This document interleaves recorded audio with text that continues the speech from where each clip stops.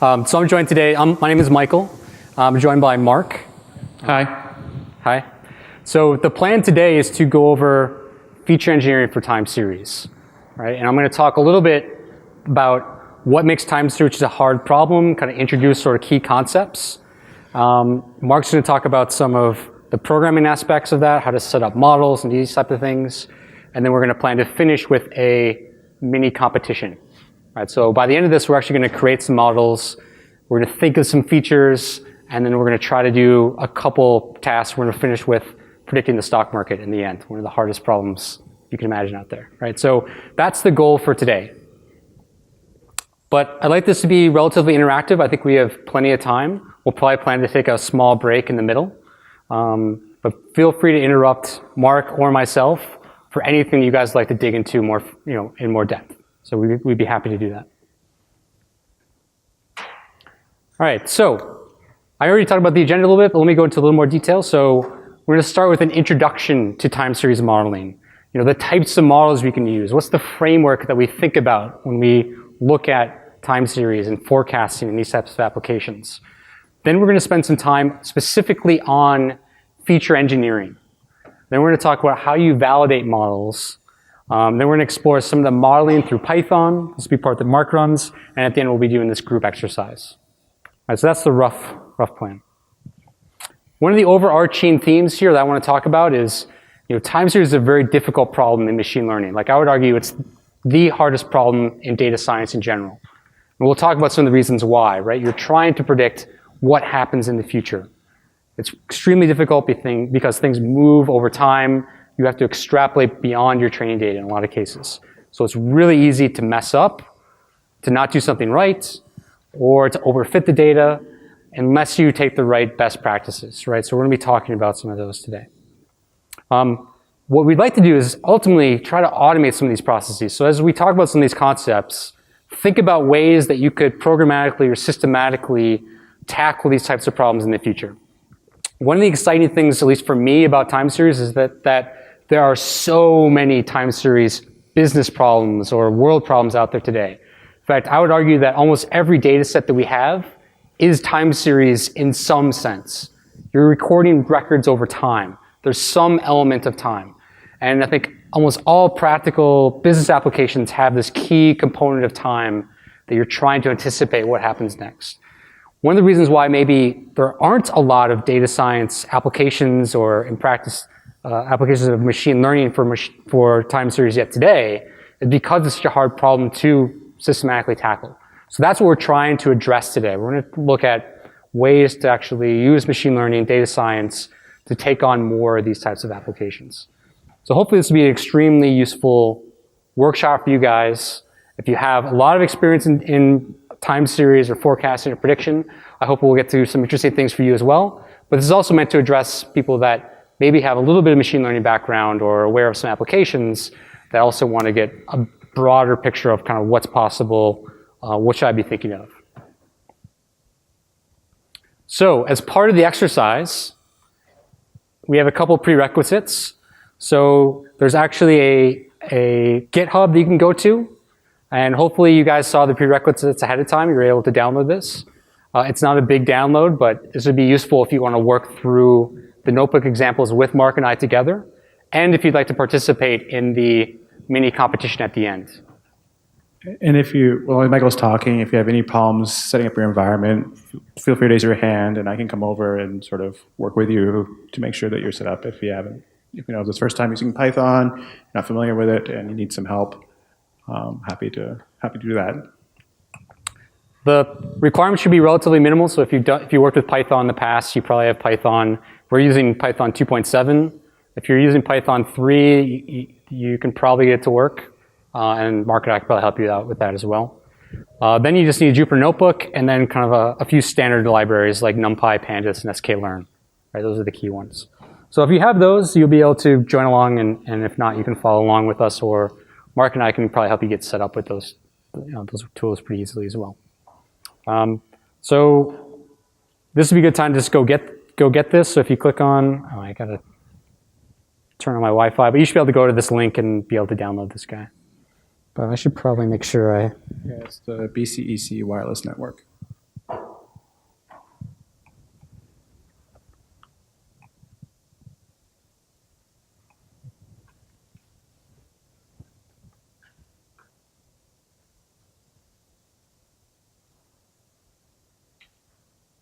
Mark, you have me on my phone. I'll just get on my. Hopefully, you guys have semi-functioning internet.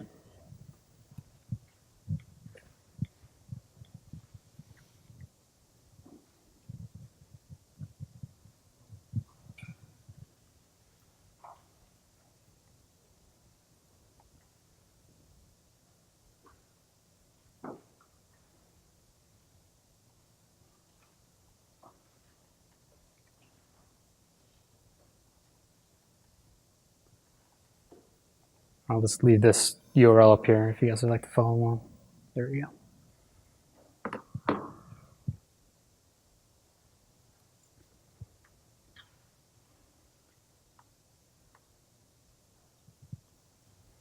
Okay, so if you open this up, you'll be able to go to GitHub, and then you can install these dependencies here. So there's a quick install guide here on the README. If you're on Windows, I'd recommend using Anaconda. And if you like to just download the workshop files as a zip, you can do that as well. Right? If it's easier than using Git from the terminal, you just download the zip file. And then you just start the Jupyter Notebook. So there's a couple of quick examples here. Open a terminal, browse to the folder that you unpack the files to, or you check them out to, and then you run the command Jupyter Notebook. Right? So if you have Jupyter installed, all this should work great. It'll open a URL web browser for you, and then you can open up 2 of the files. So there's a walkthrough notebook that we'll actually walk through together. So you guys can follow passively, or you can actually just run through the example with us if you'd like to get a little more hands-on. And then we have an exercise file. So this is where we'll be doing the mini competition, where we'll be trying to predict a couple different data sets together. Right? And we'll probably walk through these in detail once we get to them at the end of the session as well. But before we dive into that, let's cover some of the basics here and talk about time series data sets, what we mean by time series, and sort of the context for the talk. So when we talk about time series, this is the type of problem that we're talking about. Right? So we're talking primarily about forecasting applications. So time series can mean a lot of different things, actually. So an example of something that is kind of time series, but not what we're going to be focusing on today, would be something like looking at EKG data. Right? So you can look at someone's heartbeat pulse, and you could try to classify that as someone having an arrhythmia or having a heart attack or not. Is it normal or not? That's more of like an image processing type of problem. Right? It has time as an element, but it's not something you're going to try to forecast and see, right, what's the next heartbeat look like. What we're looking at is something more like this, where you have a data set where every record here is a point in time, and you're measuring something that you want to forecast in the future. So in this example, we have a column of sales values, and we have weekly data. Right? So every week we record the total sales that week, and that's what we actually want to forecast out. We also mean that it may not just be just the target, right? So we might have other things we're tracking as well. We might have features like the website activity, right? An example of like store sales or something like this here. How much advertising that we're doing. What's the weather like outside? These are all things that we could use to improve and get higher accuracy in our forecasts. So the more of this information we can incorporate in the right way, it should help us get higher accuracy on the future predictions here. So on the right side, I have 2 examples of 2 different types of time series data sets. So the first one here, there's a kind of a linear growth that's going on. But on top of that, there's also some regular periodicity. Right? There's some seasonal effects that are going on. It's very, very regular. So one of the challenges with this type of problem is detecting that periodicity, fitting the correct shape here, and also fitting the trend and applying it to the data in the right way. And then you do that in order to predict on this red range out here. Maybe you're trying to forecast out the next year, or the next quarter, or the next 6 months, or something like that. The next period that you care about. The bottom is a different type of time series data set, right? So this is one where there is no periodicity in it. Right? There is no seasonal effect. But we do have some exponential growth going on here. And we have some variation going on, on top of that exponential growth trend. So the reason why I put these 2 examples up here is that if you are a time series forecasting practitioner, you would probably treat these very, very differently. You use different problem setups. You transform the target in different ways, which we'll talk about in a little bit. And you probably apply different models with different parameters, different grid searches, different optimizations to optimize the accuracy for the future events here, right? So part of what we're going to be talking about here is how do we systematically break these things down so we can do the right thing on the right scenario to get the highest accuracy. Another thing I want to talk about is the data here on the left. A lot of times, especially I get to as part of my role, I get to interact with a lot of customers, kind of learn about their use cases, talk through some problems with them, and a lot of times, it's hard for them to get all this extra data, right? They would love to incorporate their marketing and their weather and demographics and all this stuff into their forecasts, and a lot of them feel like roadblocks, like it takes them a long time internally to gather that information. So one of the nice advantages of time series problems, especially these forecasting ones, is you can work with just the target variable itself, right? You can work with univariate data sets where all you have is something like time steps and the target.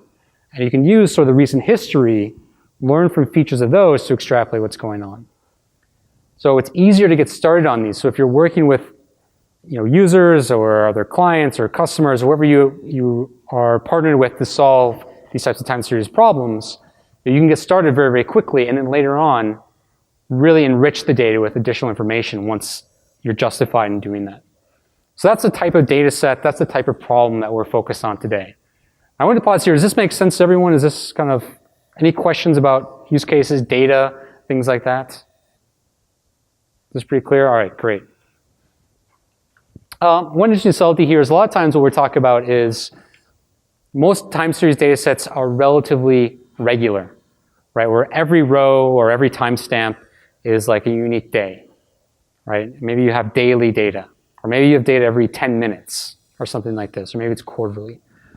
But a lot of data sets start off at sort of the transaction level, right? So I wasn't planning to talk about this in a lot of detail, but if you get started, you're working with someone on a time series problem, they might give you data like a database, like a huge database of like, here's every receipt, here's every checkout at a store. These come in at some almost random intervals. So one of the things you typically do is you process the data set to make it regular first. So you might aggregate down to totals within a day or totals within every 5 minutes. That's a very common approach that I would recommend for most of the stuff that we're talking about here. There are ways to deal with forecasts and take advantage of irregularly spaced data. So you can look at forecasting the time until the next event, or you can build special types of models that don't rely on regularity, but a lot of data sets do take advantage of regular timestamps like this. Yes, was there a question? How easy or difficult is it to figure out whether to blame a particular problem as a time series problem or not? So the question is, what goes into deciding whether or not to treat something as a time series problem or not? Is that fair? So most of the time, it's determined by, is the data set, a lot of data sets have like time as a variable, but you want to make a prediction at that individual row. You can look at that row and make a prediction like, hey, this might be a fraudulent transaction or something like that. Maybe you have fraud data or transactional data for credit cards, and you're trying to classify every time point, is this fraud or not? That's a different use case. It typically has a timestamp to it. But here we're actually trying to extrapolate some trend out. So we're looking at not is its particular instance in time fraudulent, but maybe what's the total number of fraudulent events that are going to occur over the next 6 months. So it's typically part of the problem design. Is it more valuable to anticipate those, or is it easier to integrate sort of one-by-one predictions in the data sets here? So one of the unique characteristics I think I might talk about in the next one, so what's the commonality here is that we're extrapolating some future values based upon a continuously varying sequence, right? So a lot of problems have time. So you might imagine a data set of like lightning strikes across the US, right? They happen at particular dates, particular times, but it's not some continuously varying thing. There's no connection between them. They're independent events. Rows are independent. Time series typically is different. There's some dependence across rows, some continuation that's going on. Does that make sense for your question? Great. So some example use cases here are you might be trying to forecast the daily variation in the sales of a store. Maybe this helps you plan inventory, or maybe it helps you plan the manufacturing to supply that inventory. Another one might be energy consumption, so how to plan for capacity or things like this. Or you might be trying to forecast commodity prices or economic trends, or maybe it's something mechanical like some manufacturing process or an engine or its performance and how that varies over time based upon its conditions. So these are types of data sets that we're talking about here. We talked about the commonality. Hey, it's some continuously varying sequence, and it's usually based upon historic values. They could be numeric, they could be text, they could be categorical, what have you. We like to use all different types of information to inform our forecasts, which we'll talk a little bit in terms of feature engineering. So these are the types of use cases that we're going to focus on today in particular.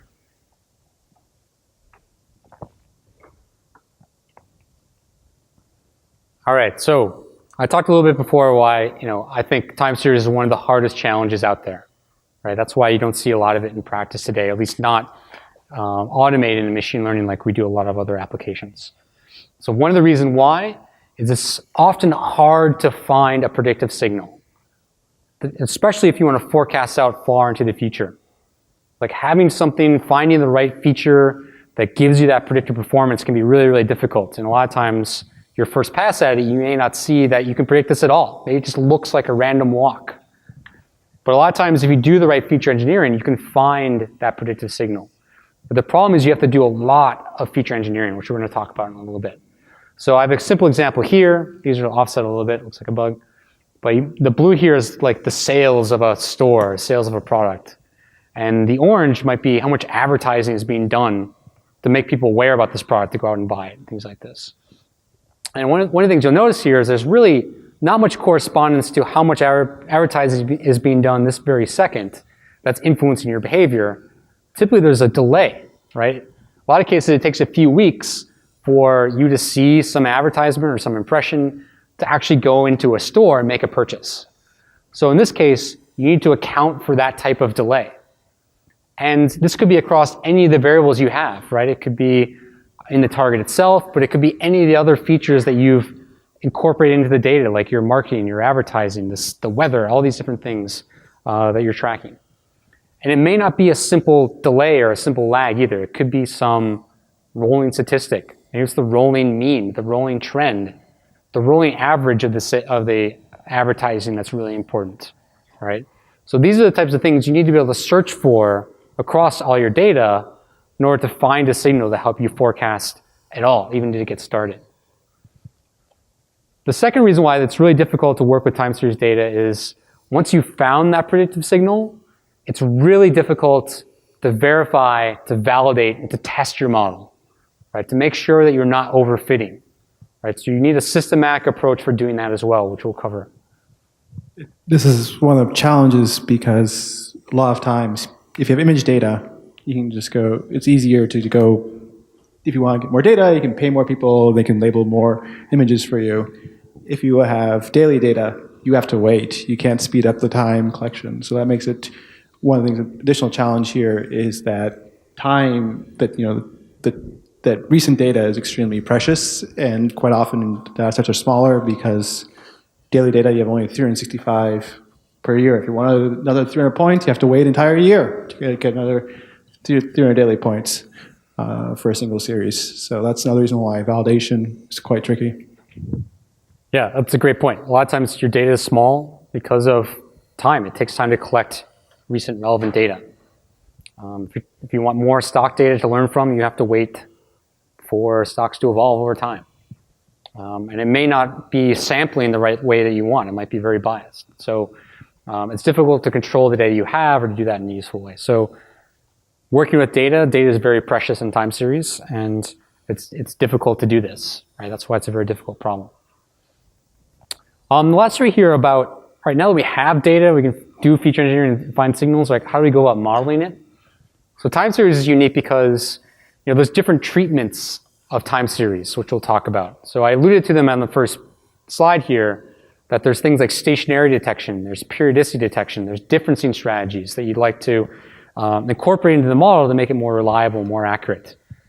So there's different treatments, and you need to kind of choose the right approaches to give you robust, reliable predictions once you build the model.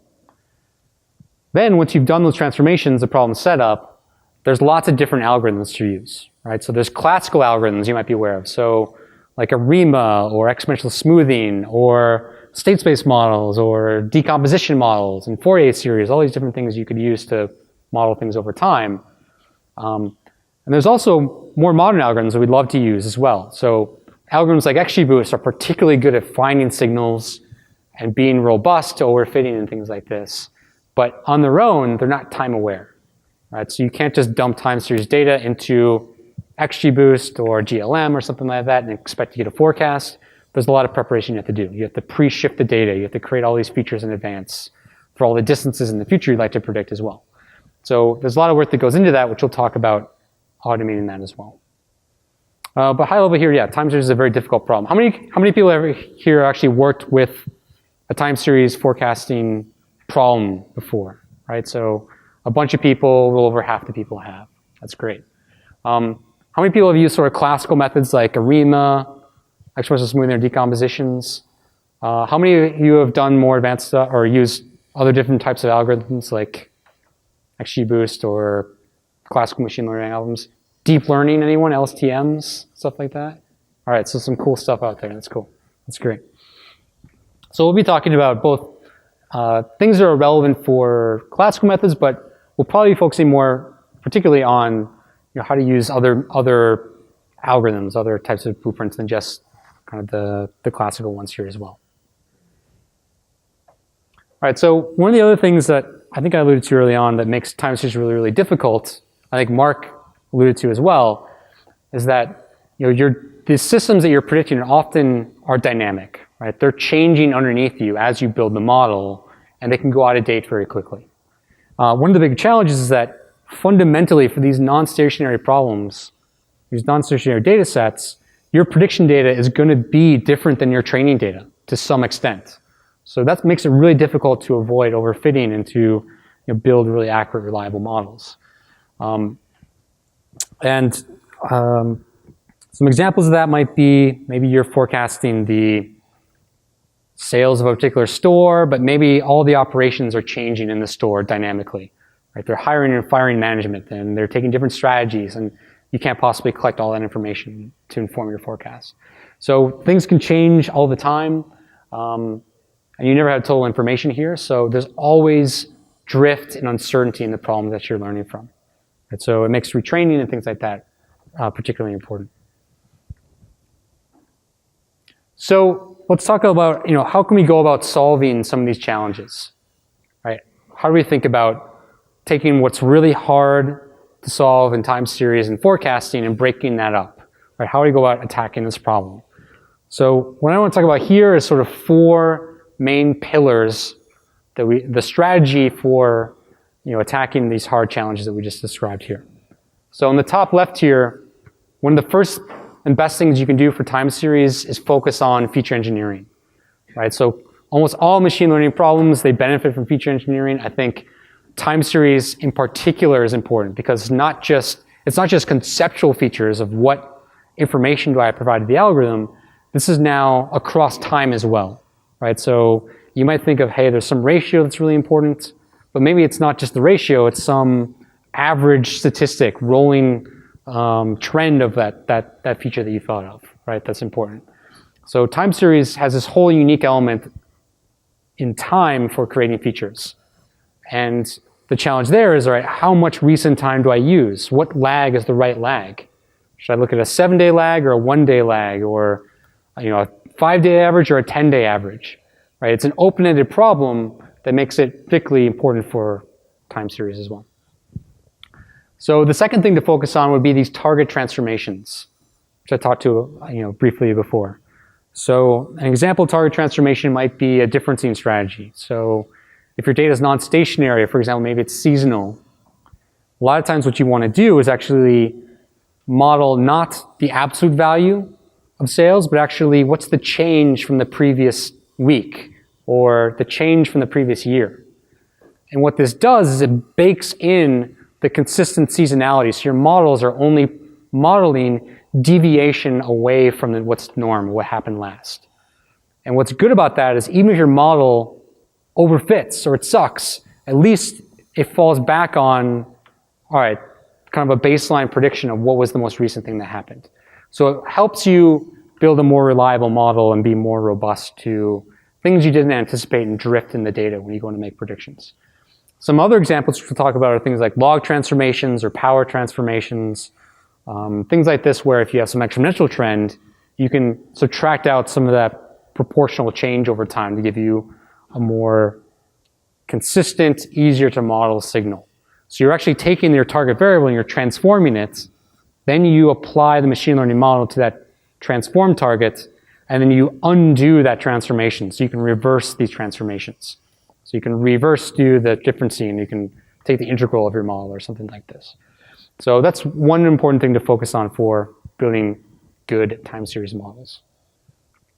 Really the third pillar here is the model backtesting. So how do you go about validating systematically that, hey, this model, the strategy of learning on this data and then using it over the next period of time, validating that process works without leaking information, right? So without overfitting the validation of the backtests.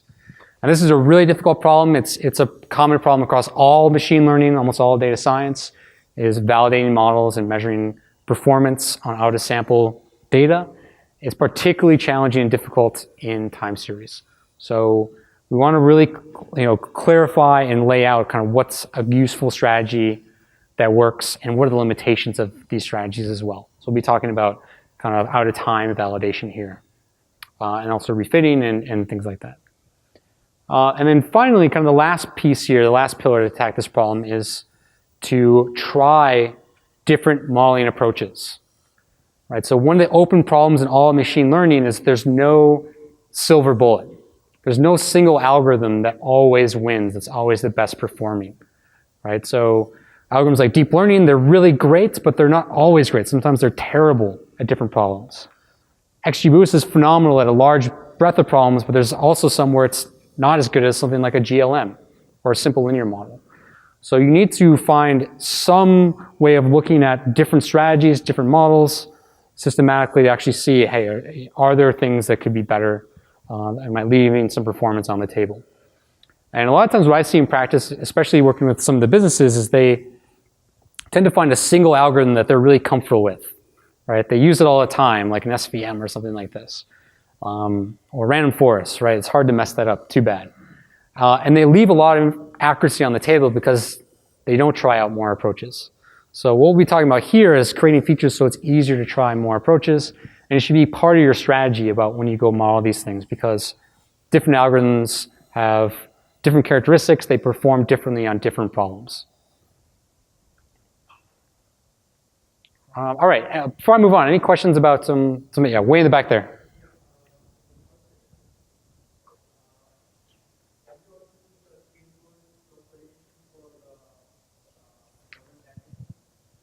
And so the question was, could you also use k-fold validation for measuring accuracy? Is that right? For model backtesting, yeah. So only in very specific cases is it valid to use something like k-fold validation in time series, because you don't want to you want to avoid the situation where you train on future data and then measure performance on past data, because it's really easy to cheat. Right, so as a simple example, if you have some upward trend in sales, and let's say this example here. Let's say that we have this fold and this is the validation right in the middle here. So one easy thing you could do is if the data stopped here is you can interpolate across wherever that gap is and kind of cheat in order to fit the data.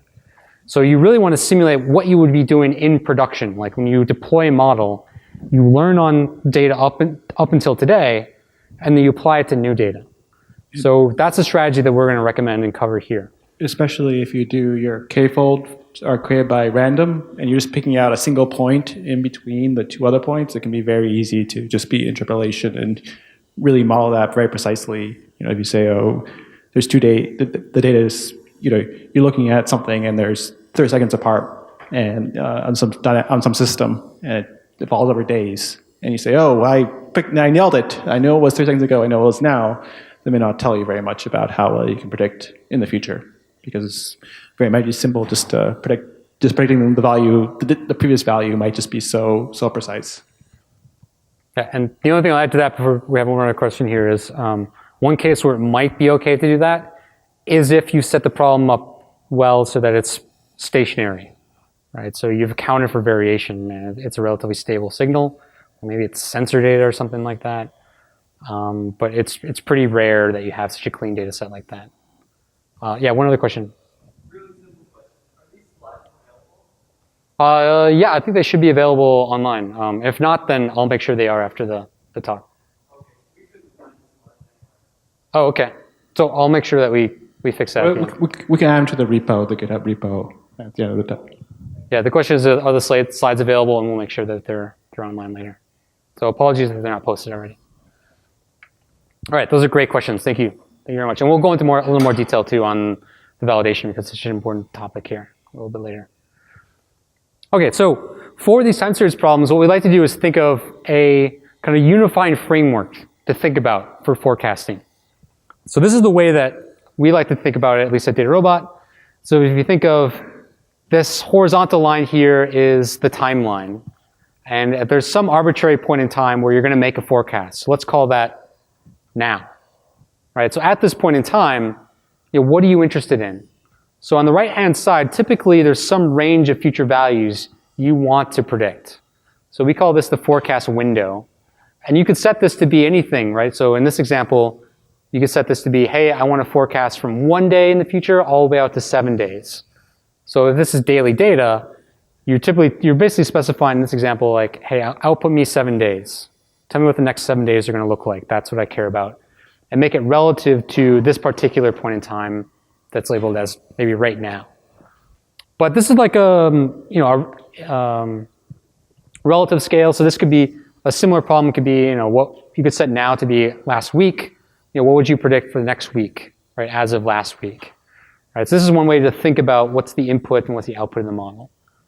The left-hand side is what we call the feature derivation window. So this is the recency of values that you want to use to create features that help you predict this range, right? So a simple example might be, for a lot of classical standard machine learning problems, all you need to make a prediction is a single row, right? Give me all the attributes for like a patient in a hospital and I'll tell you probability that they have diabetes or something like that.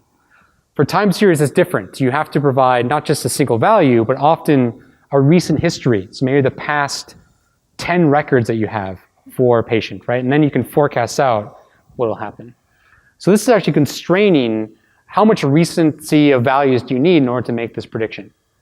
And then based upon this window, things that you can do is actually you can derive features that satisfy this constraint, right? So if you just limit yourself to simple lags, this would say, don't use a lag that's more than 28 days old, right? And don't use one that's more recent than 7 days in this example. And the reason why is that maybe you don't want to have to bring along, 10 years worth of data in order to make a forecast. Maybe you have some high frequency application where you need to be able to optimize this. Secondarily, you may not want your model to rely on information that's more recent than some window here. So maybe it takes you 7 days to get an update from your database. Or maybe you're making a prediction today and you don't have the recent values for today. Maybe this needs to be delayed by at least 1 extra day in order to make a prediction. So this is really constraining the business logic of what you need to provide information-wise in order to make this prediction. And this is kind of an abstract concept. I thought I would sort of pause here and say, are there any questions about this framework that we're thinking of here? Yeah, go ahead.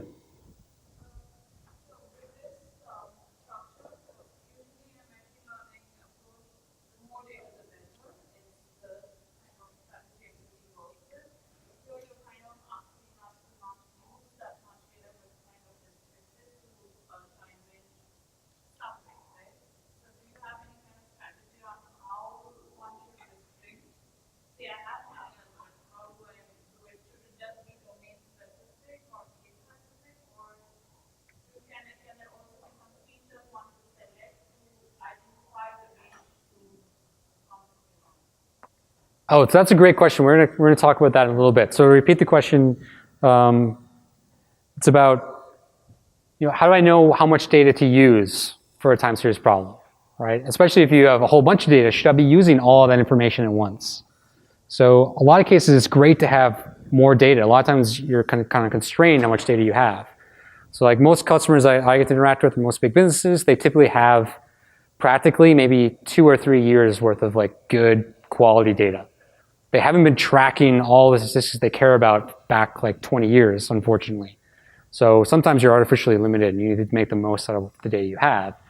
But there are cases when actually going back too far actually hurts you. And we'll talk about that in a little bit too. So let me come back to that if you don't mind in a few slides. Yeah, that's a great question.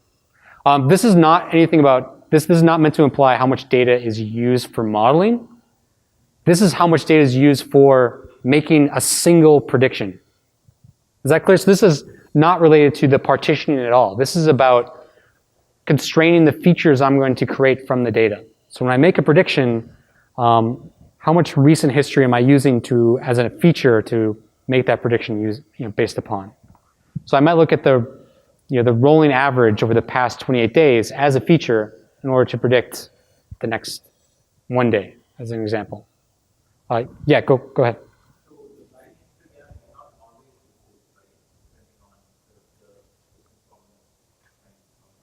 Yeah, that's a great question. So the question was, this blind history gap here, this gap that's being pointed to here, that may not always exist. That's correct. So this is meant to be a very general framework, and that these gaps could be 0. And the windows could be a single row as well. They could be 0 width or just unit width, things like that. So you could use 1 row of data to make a prediction for the next 7 days. You could train models to do that. Or it could be some range of values as well. And you may only be interested in maybe 1 day in this forecast window, right? So this is meant to be kind of general to think about these. And it's all dependent on the problem that you're trying to solve with the model. But I think every time series problem, you should be thinking about, all right, if I'm going to use this model in production, what are the values I actually care about, right? What's the future window? Because that's going to impact how you measure and compare model performance. And what are the gaps? What are the limitations, right? If it takes me more than a day to actually use a prediction, I probably don't want to optimize the models for it. So I should think about some gap here. And if it takes me at least a few days to get the most recent values for all the features I care about, you should have some gap here as well. And if you don't want to go back really, really far for when you derive the features and calculate statistics, you should limit this as well. Right, so you should always be thinking about kind of for the problem, what are the real life constraints here? Is that clear? All right, any other questions about this sort of framework? Yeah.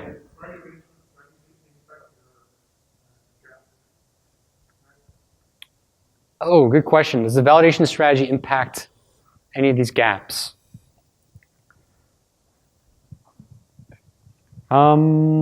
They are loosely coupled in the sense that if you want to have a blind history gap of 4 years, right, and say I want to predict out 4 years in the data in the future based on some training data, and I have 1 year of data, you're not going to have a good time. So these put some very loose constraints coupled to some of your validation strategy. If you want to make if these gaps are very large, you really need to think carefully about what data you have and how to think about that. So that's one area where they do interact. Yeah, so you could think about, if you set these windows to be too high, it's really going to constrain how you split up the data for validation, right? So there's some realistic constraints. You can't set this to be the full width of your data, because then you won't have any back tests or things like this. You could slice the data in time and still have enough information to both train and measure the performance. So that's one way it interacts. Another way it interacts is how you think about in that for a lot of models, they might be very good at 1 day forecasting, and then over time they degrade. And so that width you're picking for the forecast window, that start and end date, it's somewhat tied to, it's tied to how you think about the model in a way, in the sense that if you want to have a model you expect that you're deploying it and you expect to predict tomorrow, and you say, oh, I'm going to have a large forecast window, then you might you might not be optimizing for the right type of situation. You might be then optimizing how's the models doing for the second half, for long periods of time rather than short periods of time. So that's another way that like the canned operational levelized gap, the forecast window is sort of is somewhat tied to validation in a sense. Yeah, so I would sort of answer, in theory, you can think of it as being independent, but there's some very advanced use cases where you might want to think about gaps in the validation strategy. Maybe we'll touch on those in a little bit. And there's probably some practical constraints, right? So if you only have, like a few days of history, you can't set these windows to be too large, right? Because you just don't have enough data to even find those features. So that's how I would sort of answer that for now. Any other questions? All right. Okay, yeah, one here. In terms of the windows, deciding whether the windows would overlap with each other, is that part of the data preparation stage, or when is that determination done? Whether I would like to have windows that are independent of each other, or that overlap, or something with each other? All right, so the question was, could I decide to have these windows overlap, and sort of when would I determine that? So I guess you could have them overlap. So you could have, you could be predicting, say this edge extended all the way out here, or maybe you set this one back here. You could do that, but it's kind of weird because you'd be sort of predicting today's value as a function of today as an input, right? So you get some sort of trivial prediction there. So it doesn't always make sense to do that, but there would be nothing stopping you from doing that potentially. Typically, this is something you would think about at the very, very start. You could think of this also as per feature. So this thing is applicable to the target, but you could say, maybe this feature should have these constraints, so derive features on this window, but maybe another feature I know a little bit sooner, so I don't need this 7-day blind history gap. But you could think of that on a feature-by-feature basis, but it's usually a function of the data that you have, and something you set or in advance. Right, at the problem setup stage. And it's probably common across all the models, all the processing that you'll do. Does that make sense? Great. Okay. All right, it's good to spend some time on this one because it's kind of an abstract topic, and I think it's good to think about, when we talk about these time series models and the problem setup. So let me talk about some feature engineering. Once we have this derivation window, now we know the boundaries of where we can play to create features based upon recent history.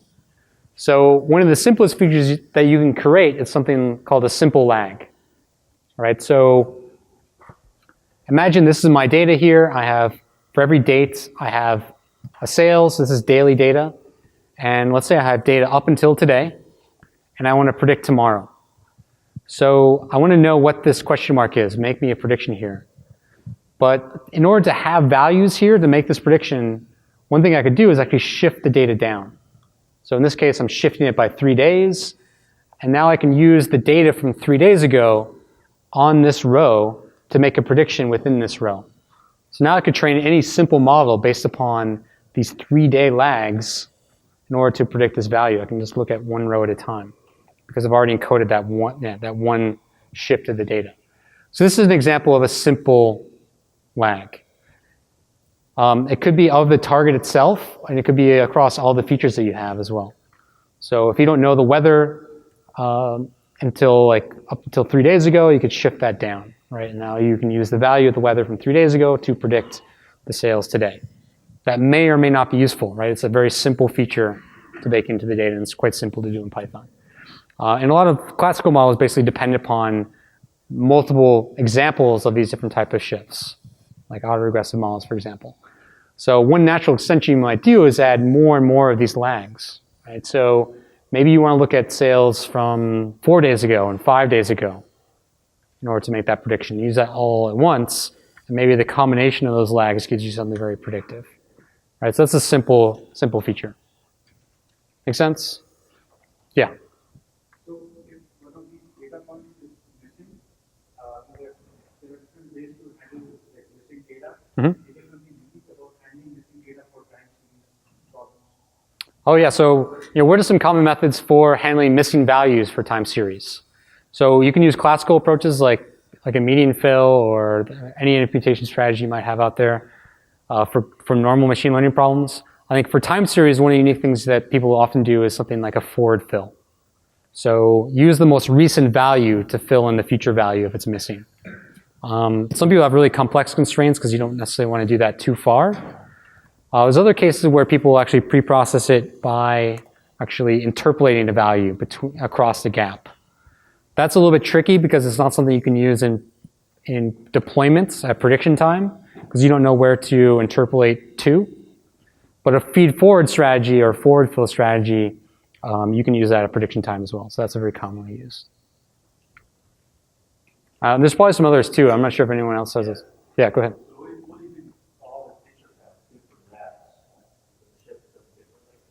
Yeah, so you can imagine having different columns here have different lags, and maybe you have a different 3 different columns for 3 different lags for sales, as an example.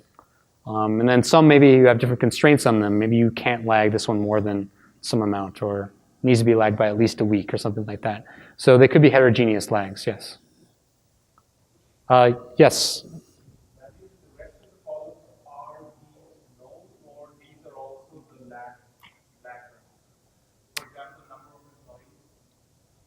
Number of employees. So yeah, we've actually shifted all the columns here in this example here, even though there's just an arrow just on this one. Actually, in this example, I've shifted everything down by 3. So you can see that there's now, when you do that, one of the consequences is you have a ton of missing values at the start of your time series, right? So all these shifts now, you have a bunch of missing values because you didn't have any data before November 9th. So you have nothing to shift into this cell. So often what people do in this scenario, there's a couple of tricks people do. So actually, practically speaking, a lot of times you just want to throw this away. Like, don't even bother learning from this because you don't have any useful features. It's probably not going to be very effective for learning that. There's some other models that actually look at, if they're univariate, kind of looking backwards in time and things like this. You can impute these values and train the model after imputing the start of this. But I would actually recommend just throwing those out. Right? So one of the practical things here, if you set this derivation window to be too large, like say it's 28 days, you'd expect there to be 28 blanks at the start of your time series because you've shifted things down by 28 days for at least some of the features. So that's the reason why you wouldn't want to set this to be too large. Make sense? Any other questions on like simple? Yeah, go ahead. What is the data that is not that on daily basis, but you have observations that you get on a window that is varying, for example, maybe you get it from the available every 2 days, some 3 days, 4 days. Yeah, so the question is, how do you handle different features, different columns that are updated at different frequencies, right? Is that fair to say? So some values, maybe they only change once a week, but your sales, maybe you're tracking every day. So typically what you want to do is pick some left join, right? So what's the time grid you actually want to model on? And then make sure the value for that particular date is the most recent value that is known at that given time. So if something is only updated once a week, you'd see maybe 7 rows, they're all the same value, and then they get updated, and then they change. The next 7 are all the same value, and that's how that might actually look in the data. So what was that? Or you could aggregate to weekly data, right? So a lot of times, if most of your inputs only change once a week, maybe you should not model the daily sales. Maybe you should actually model the weekly sales instead, right? So then you do a different time aggregation, take the weekly averages, and then model everything week by week. Going back to that, it's often advantageous to do that because it removes a lot of noise that's very difficult to predict sometimes. But that may not be what you're trying to solve. Maybe you actually do need a daily prediction to like staff a store every day. Maybe you need some staffing decision that's made every day. So the granularity actually is defined by the problem. When you sit down with someone, you say, hey, we're going to build this forecasting model using time series data. That should be one of the questions that you talk about. What granularity do I need? And you should be advocating for the highest level of granularity because it's probably going to improve the accuracy of your results the most. Yes? Situation where the that or water feature is a variable over time. Not just 3 days, but this week 3 days, next week 2 days, next week 1 day. So over time, that changes for the cell. Oh, so the question was, could you ever have a column and drive a feature that has like a dynamic lag distance or something like this? There's probably things you could do. So you can derive these features however you want. You could say, don't give me the value 3 days ago, give me the most recent value. Right? That's something that might be shifting over time. I think it's less common. Like you might be better off just giving it multiple examples of lags and letting it pick across those different lags, let the algorithm decide. But I can imagine some scenarios where you could derive features that actually has not a fixed lag amount, but it actually varies or has some relative value or something like that. Yeah, it's an interesting question. Yeah. You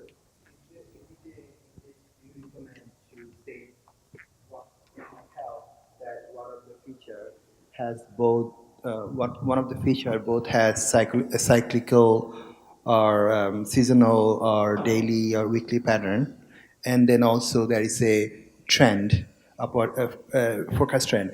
So now question is that do you recommend to separate them into different features and add them, or keep it as the one feature?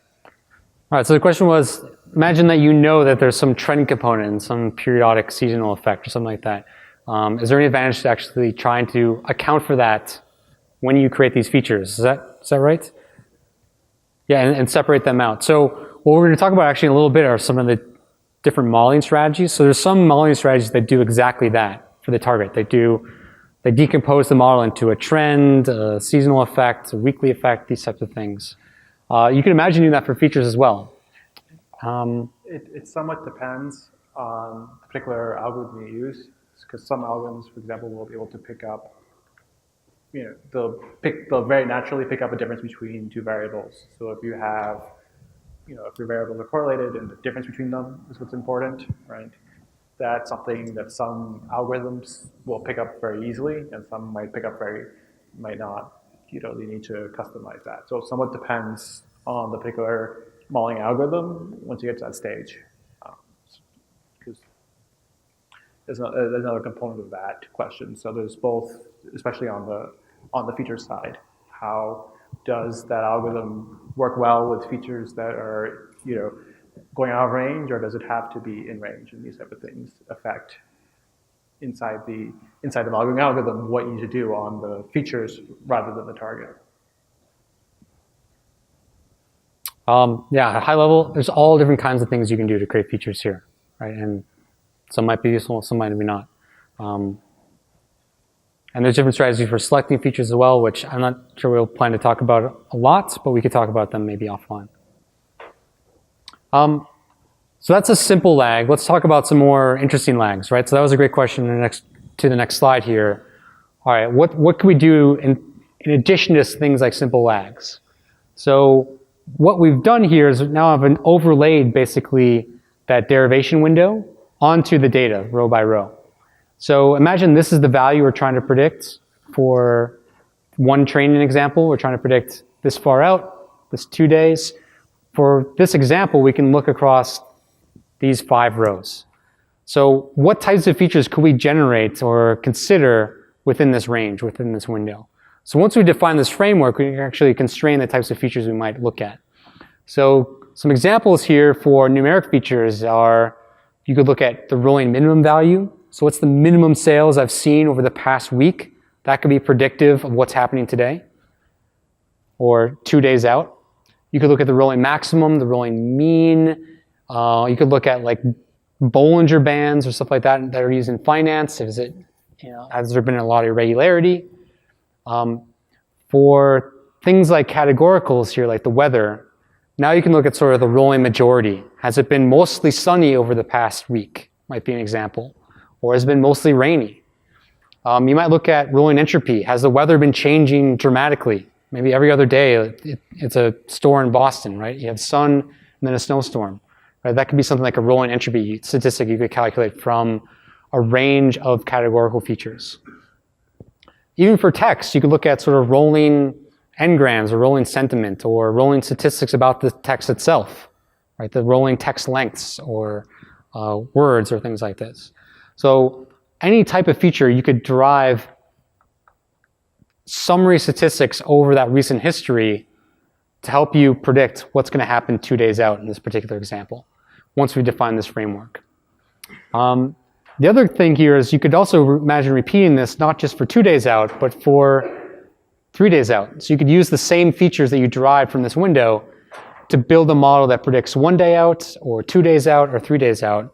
You're just adding on additional rows or creating an additional data set that now has a different distance of that target feature in mind. Does that make sense? So this is how we like to think about these types of feature creation processes. So one of the exercises we're going to do at the end, when we go to do the mini competition here in the notebook, is you're going to be given basically a data frame where you just type in some different features you might calculate from a window, right? And we're going to have a competition that sees, all right, who can figure out or guess some useful features from a window to give you a high accurate prediction some distance out in the future, right? That will be the exercise. Cool. So, in most cases for machine learning, you have an original data set and you feed it into some estimator, right? And you fit it.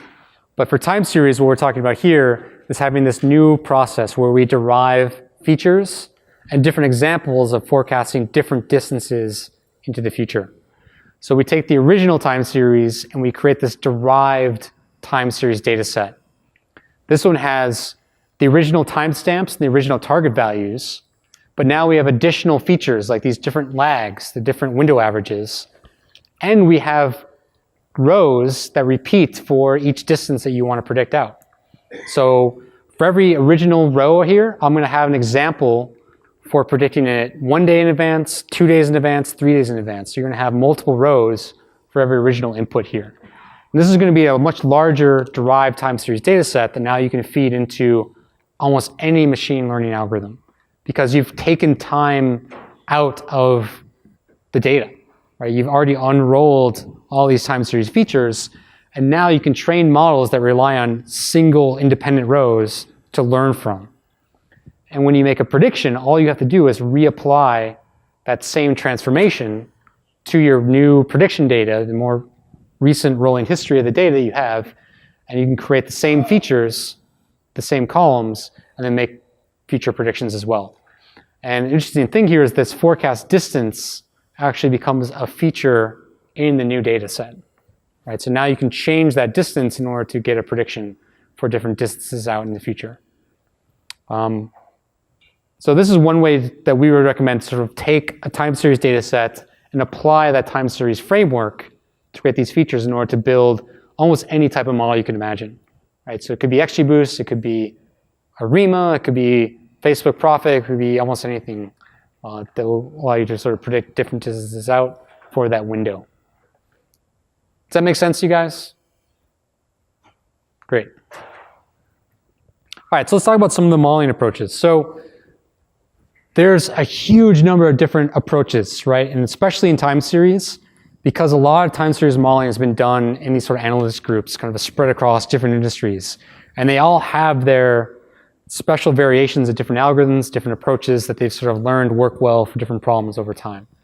So this is trying to summarize at a really high level different types or flavors of models that are used for time series problems, right? And it's not a perfect split. Not every algorithm fits into these 3 categories I'm about to describe, but you can think of these as sort of really general groupings, and you can imagine having hybrids of these as well.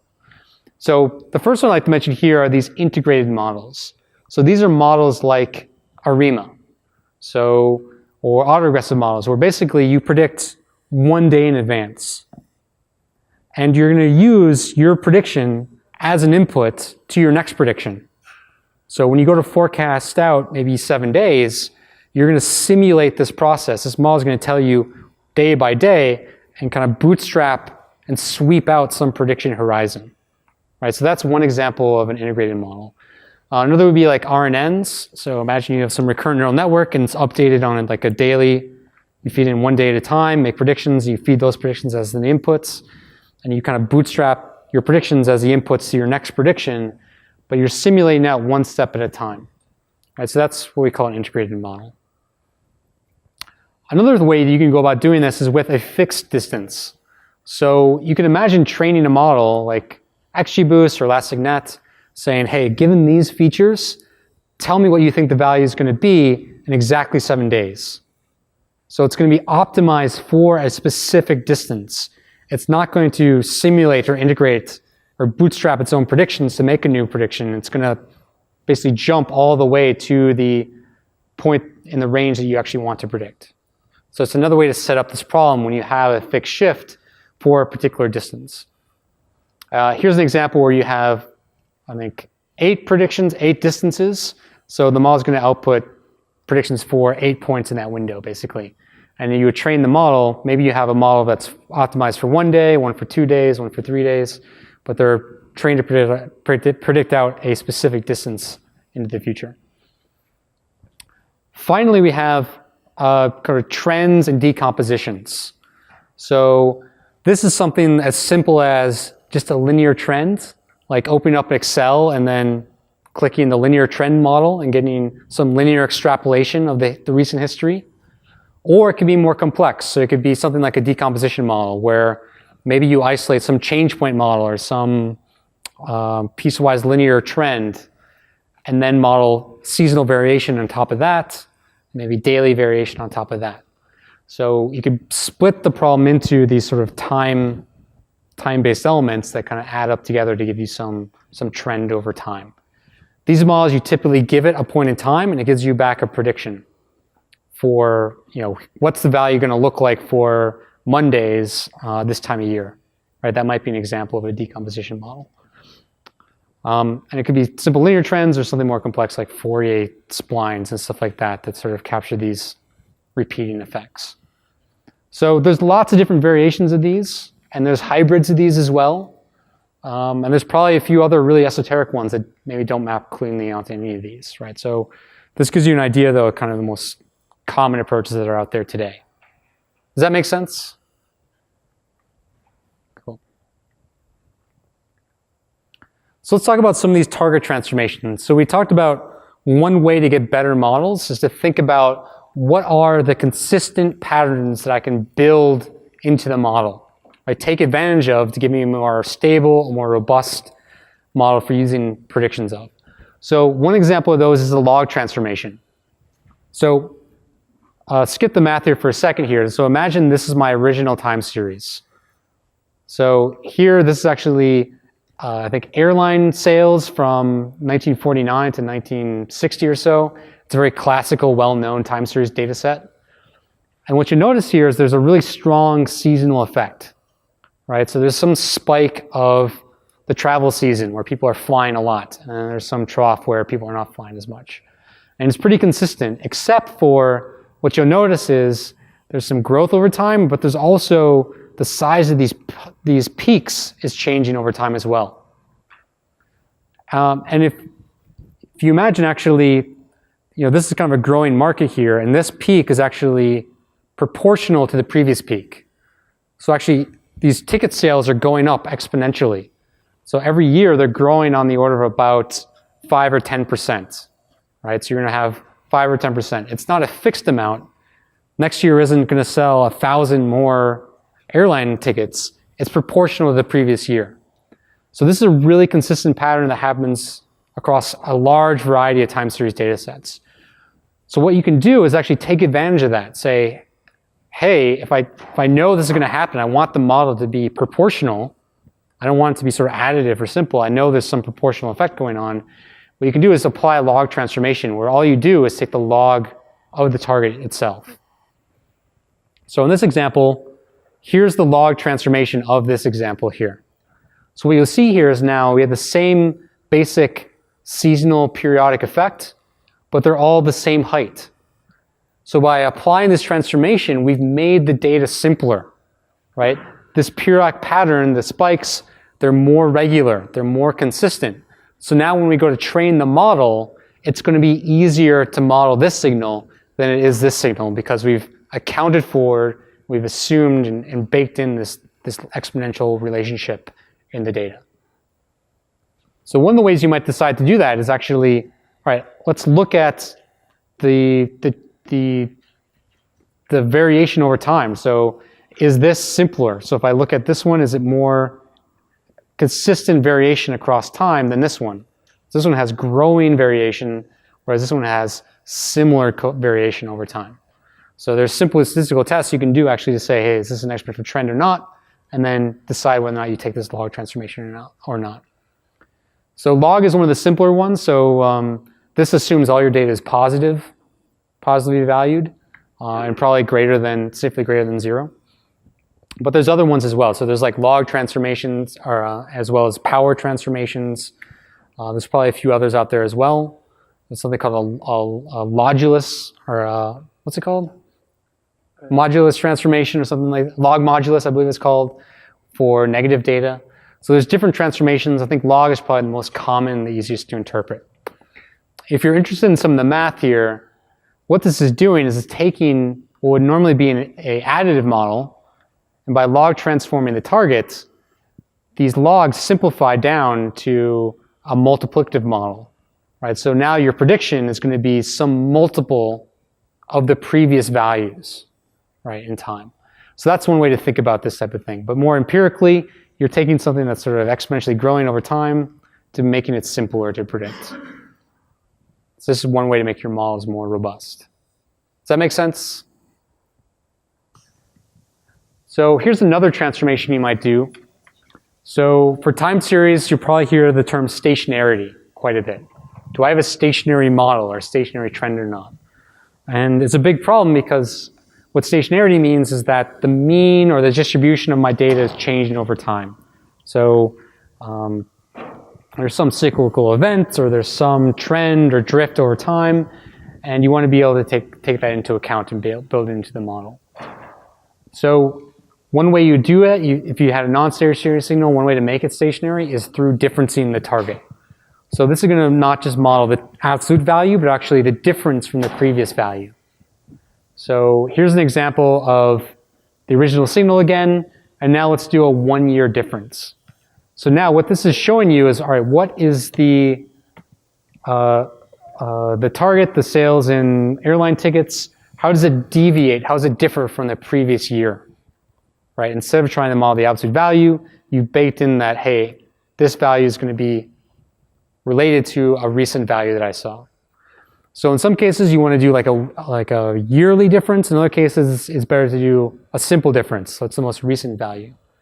And you're trying to do is bake in some regular pattern here to make the data simpler and easier to predict. So that this is a more consistent signal over time. It's not changing and drifting. You've sort of accounted for that regular pattern or that drift to make things proportional to what you've seen recently. Models like ARIMA actually have this built in. So if you ever use like AutoRima in R or Python, it'll actually test out different differences and multiples of differences as well until it makes it stationary. So there's statistical tests you can also use here to detect, hey, is this a stationary signal or not? Have I done enough differencing or not? And then similar to the log transformation, you can undo this transformation as well by summing up the predictions, right? And you can kind of simulate what happens as you forecast forward.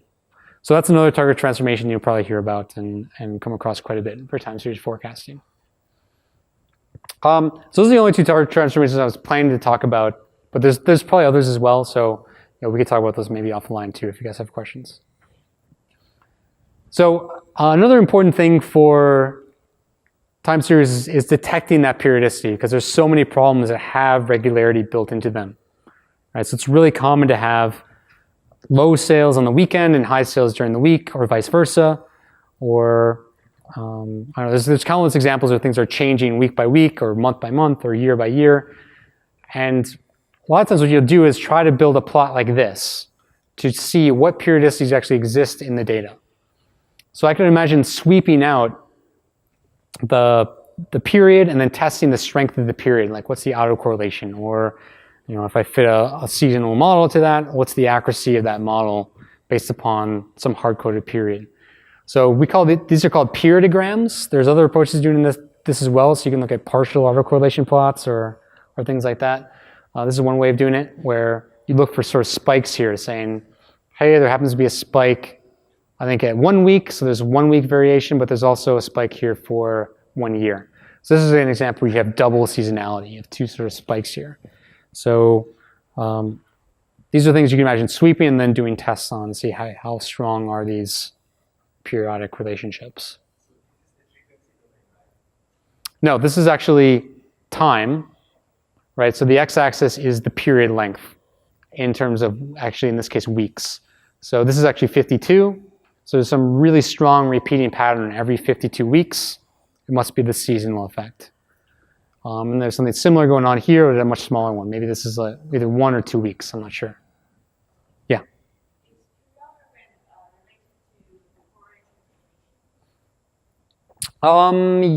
Yeah, in a way. Yeah, definitely. Yes. So, yeah. So I mean, if you divided this x-axis, if you took the inverse of this x-axis, that would give you basically a frequency. So you'd have some power versus frequency. So this is just another way of plotting like a Fourier transform. Very, very similar, yes. Should be proportional. Does that make sense?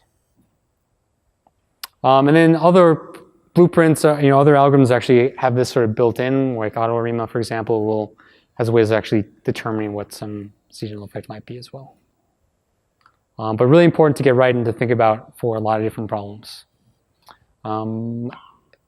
Anytime you can build this in and account for it in your differencing strategy, a lot of times that gives you more reliable, consistent behavior when you go to make predictions in production in the future. Because now you're assuming that, hey, let's keep that regular pattern. That's something stable. We don't expect that to change quite a bit. Things should also always be relative to the most recent periodic trend that I've seen. Yeah, go ahead.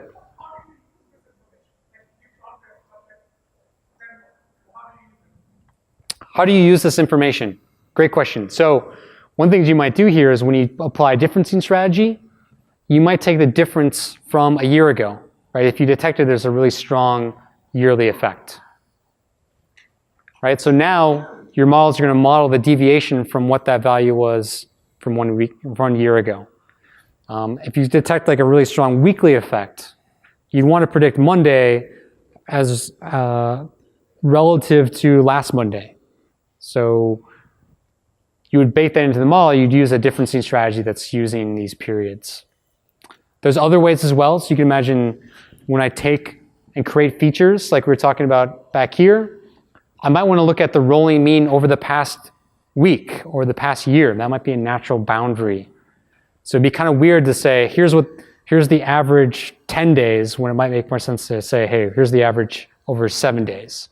That's sort of a natural unit that's more reliable, more predictive. So these are ways you might take advantage of that periodic relationship. There's some models that we mentioned right here, like a Fourier model, where you have to tell it what is the period. So a Fourier model is built upon a Fourier series of sine, basically adding together a bunch of sine waves. What's the maximum or the maximum period of the sine waves that you create in that Fourier basis? It needs to have some maximum frequency or some maximum period. So in that case, you would do this in order to set that parameter, right? So build me a Fourier series that repeats every year, right? Or repeats every week or something like that. So that'll actually be a parameter you put into a model. Yes, back in the back. You just used the word or when you were talking about using one or the other. Are there models that support or ways to take advantage of both of those periods? Oh yeah, so there's a thing called multiple seasonality, where it's very common to have a weekly and an annual behavior. So you could do differencing of both, right? Or you could build features that rely on both of those periods. Yeah, absolutely. Yeah, these are great questions. Yeah.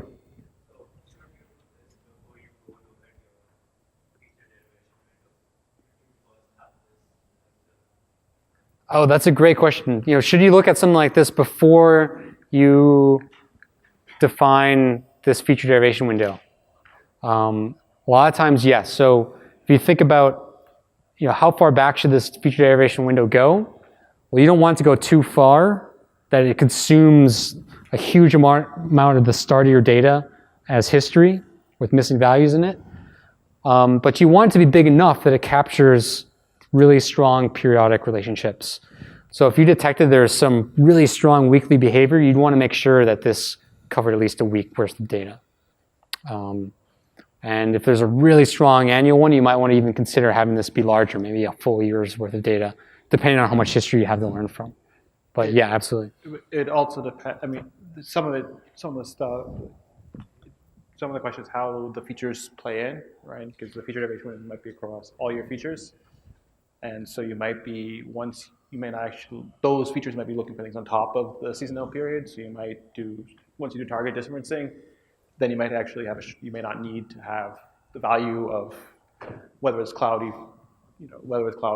last year may be relevant. So some of it also, some of these things can think about different from the target versus the features as well. Great. Yeah, right here.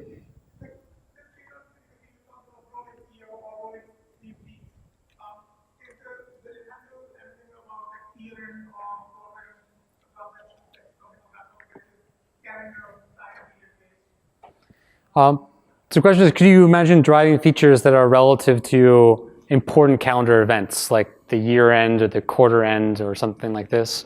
So I think absolutely, as long as it fits in this sort of window or something like that, that sort of framework, you'd imagine calculating statistics that are like, all right, what's the most recent quarterly value or the distance from the previous quarter's end or something like that. There's a lot of things you could do.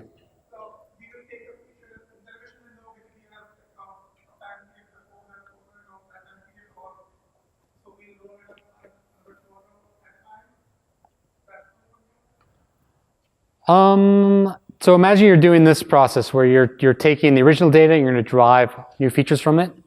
Just imagine if you could write a function that says, all right, based upon this rule in history, what features do I want to create? You might look for important dates in there, like quarter ends and things like that. You could have arbitrary functions that look at this recent history and calculate different statistics.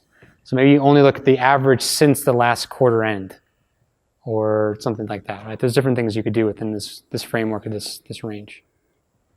Yeah? As a related question, how would you handle situations where there might be two competing seasonality effects, like a year and a week? So if you go back a year from now, you may be able to take that in the weekend when a weekend is different from weekdays. Yeah. So that's a great question for the next thing I was going to cover here. So let me talk about it when I speak to this slide here. So one of the really important types of time series models is a decomposition model. And let me explain this and then talk about how you might handle multiple periodic effects.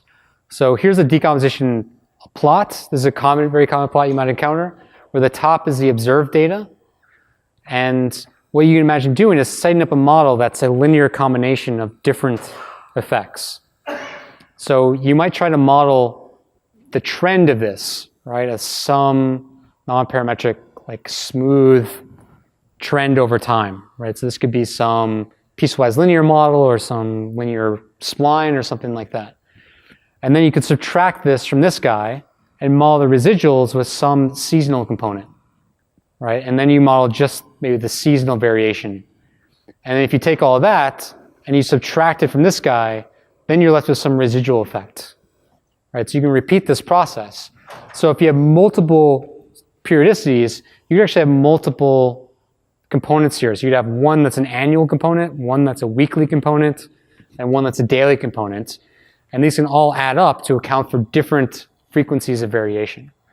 So this is how you might do that for a decomposition model, but you could also do this for creating features, and you might add in a lag of 7 days with a lag of 1 year as part of the model to capture multiple seasonal effects. But this is one way you might conceptualize it for this type of composition model. Does that make sense? Make sense? Right.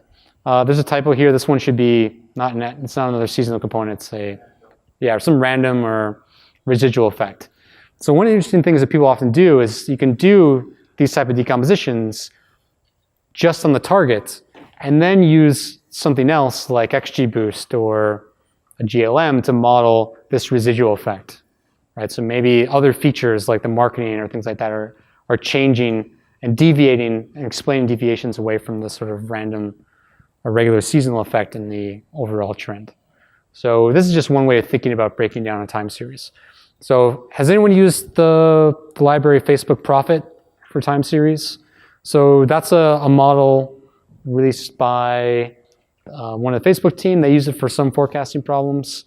It's primarily used for univariate stuff, but it has some capability to do other things. But it's basically building a model like this.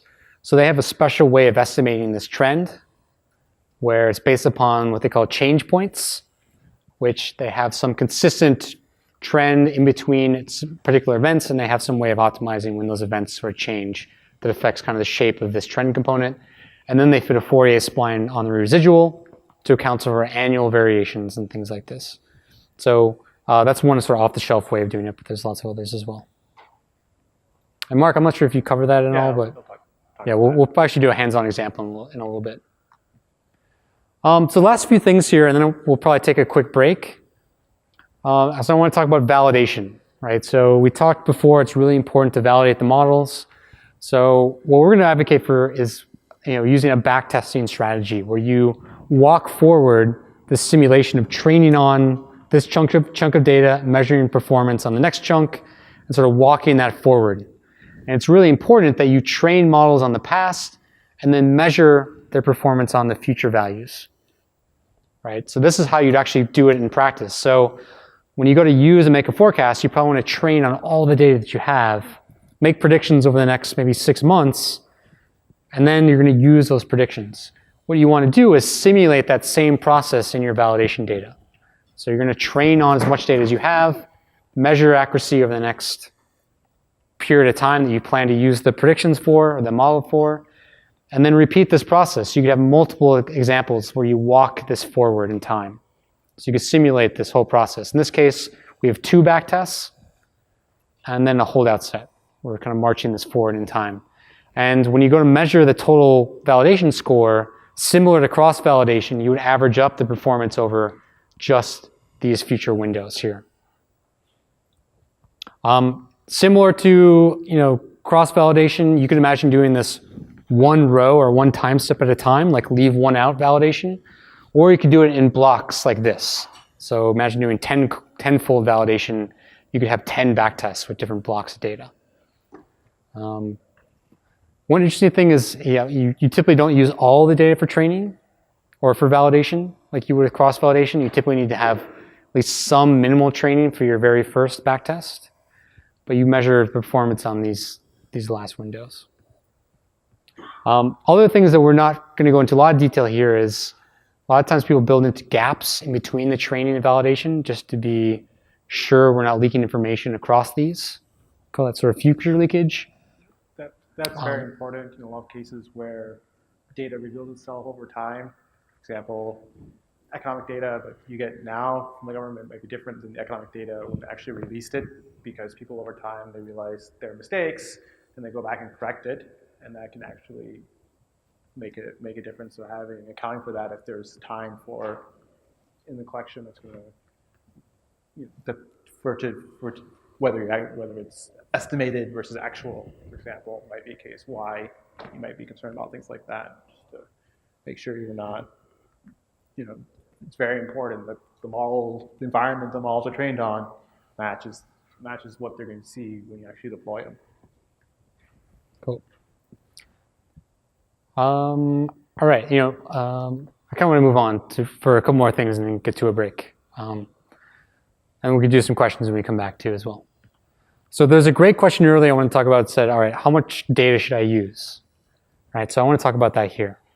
So are you guys familiar with like learning curves in machine learning? You ever created a learning curve before where you sweep the amount of data? So I see a lot of heads nodding. So this is a learning curve for time series. So here's the tested accuracy. So in this case, higher is better. And here's the number of rows. So in this case, the number of recent rows given to the data. So usually as you start off with 0 rows, right, you're not very accurate in your test data. But as you add more rows, more data tends to be better, you tend to get higher accuracy. And for most cases in machine learning, there's some saturation point where you start to provide more and more data, but you're getting diminishing returns on your accuracy improvements because this extra data you're adding is basically kind of redundant information. Right? It's really similar to stuff you've already seen. It's not adding a lot of value. For time series, it can be different. So time series, as you add more and more data, especially further and further back in time, that can actually hurt your performance. So a lot of times if you're trying to model, maybe predict stock prices today, going back 100 years may not be very valuable because things are so much different today dynamically than they were 100 years ago. That data may not be relevant. Especially for sales and operations and businesses, the business might be completely different. They might have different strategies, different locations, different products that make extra data actually hurt your performance. It makes it harder to learn. Now the model not only has to be optimized for today's data, it has to also be optimized for predicting a decade ago when things were completely different. So a lot of times if you make these type of plots for time series data sets, you end up finding, hey, there's some sweet spot of recent data where I get the best performance. So one of the things you might do as part of your optimization is actually sweeping the recency of data that you end up using. Right? And there's other things you can do too, is sort of weight the recent data more than the past data. But it's something you should definitely consider that a lot of people overlook when they're building time series models. They try to use all data at once, and it's actually suboptimal to do. All right. So the next things we're going to do is look at a quick notebook. So I was going to walk through a few examples of these and kind of dynamically show you how you go about creating features, how that impacts the accuracy and performance of some models. And then Mark was going to give some more examples of actually building I was going to walk through some time series models. Yeah, I guess some intuition, trying to develop some intuition about how these concepts play out in actual use case. Right, and then we're going to do this sort of a mini exercise. We have some prizes for people who get the highest accuracy and figure out the best features for the data set. So let's take a quick 10-minute break just to give people a chance to get something to drink. So let's be back here at 3:40. All right. So a lot of good questions during that break. But I think, and some of the stuff I think, hopefully as we start talking about modeling and how time series impacts modeling, will help provide some clarity there. The main goal of this, what I'm talking about here, is trying to, Michael gave a really great examples of theoretical, talking things at a very abstract level. I want to sort of at this point break it down into two aspects. How do these concepts sort of apply to an actual data set and actual models? And sort of how do we see these things play out for good and for bad in particular modeling approaches using open source tools? How can we play around? How can we look and see these ideas how they come out there? And he said, time series is all about the future. This is it's both in the sense of, I think that this is one of the areas that machine learning is going. So it's a lot of very exciting area, but also whenever you're doing time series, you have to keep that modeling framework in mind. What data is the past, historical? What data is in the future? And so yeah, everyone has cases like this. They all have, every business has, options where they need to predict about for the business, predict what sales are, what staffing is. So we see again and again lots of opportunities for time series modeling, and that's why you all are here. But the tricky part is also a lot of times they're changing, and so how do you keep an account for figure out and handle that change in your model, right? How do you know how far back you want to train before your data gets worse? How do you handle particular points in your modeling data set where system change underneath you and your models need to be able to sort of not get so fixated on them because maybe there's somebody put a bad particular coding point in your data set, and now all your models just go towards trying to explain that. So yeah, so sort of three main kind of areas here. I think one is, re-emphasizing and playing out in actual use case these sort of issues that you talked about, seasonality, trend, these sort of things that we see again and again and again. We want to make sure that, try and make sure how do they, talking through them and how they apply to an actual example use case. And then I can go through and talk about different models that I trained on this particular use case, and sort of explain how these sort of ideas, what the models do well, but also a lot of times what sort of problems they have and how that kind of reflects out. And so the trade-offs between different modeling approaches, and then I have some thoughts on sort of some ideas about how to handle multiple series at the end. So the use case here I want to talk about is energy demand forecasting here in New England. It's something I find kind of interesting because it has a lot of these ideas play out inside there. So in case people aren't aware, New England's energy grid has changed a lot recently. These coal power plants, nuclear power plants inside New England are closed, or they're closing. So a lot of our power historically came from Pilgrim, Vermont Yankee, nuclear power plants. Salem Harbor, these coal power plants in New England. And now, what are we going to do instead? Most of New England is going to be natural gas, which has a very different dynamics now. But I mean, and maybe change in the future. There's talk about connecting up to, all these proposals to build out, get more hydro from Quebec. So there's a lot of interesting questions here about, does this actually matter or does it not matter? Yeah, so this is from ISO in New England, who's responsible for managing electric grid, and you can see these big changes in the electric grid in the last 20 years from 18% to 56% will be coming from natural gas, and 30% increase, these huge shifts in historical data. So one of the questions here always is exactly this question, is like, how do you, when you think about this, right, does an energy grid where so much was based on oil, coal, nuclear, is that relevant or is that not? And so that's one thing you have to play around with and see, is data from 2000 actually relevant for predicting what energy demand looks like? Are energy prices looking like? Or is it different? So that's one area where this question about the history plays out. And then the second aspect is that energy follows a very nice daily trend. It's well understood. You have different types of plants, and you have people compete in these three different markets. You have base load power, which is a commodity, can deliver it all the time very cheaply. But then you have power plants whose entire business is running at this very top here and charging a lot because your electric company does not want to have you run off power. It's very embarrassing for them if they have to, if they say, oh, we don't have enough power, and they get themselves in deep trouble. In a lot of markets, there's companies who can make huge amounts of money just running for a little bit at the top there during the peak hours.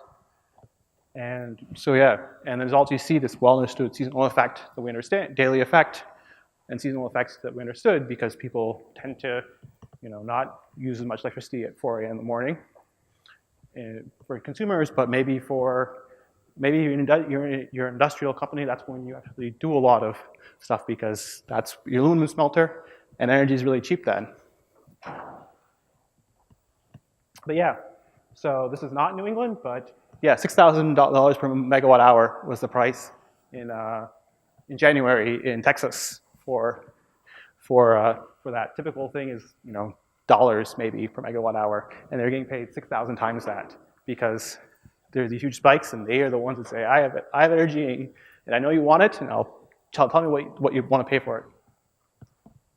And that's what actually in New England, this is what you see about the pricing. So here's one interesting, what causes these kind of big shifts in price, and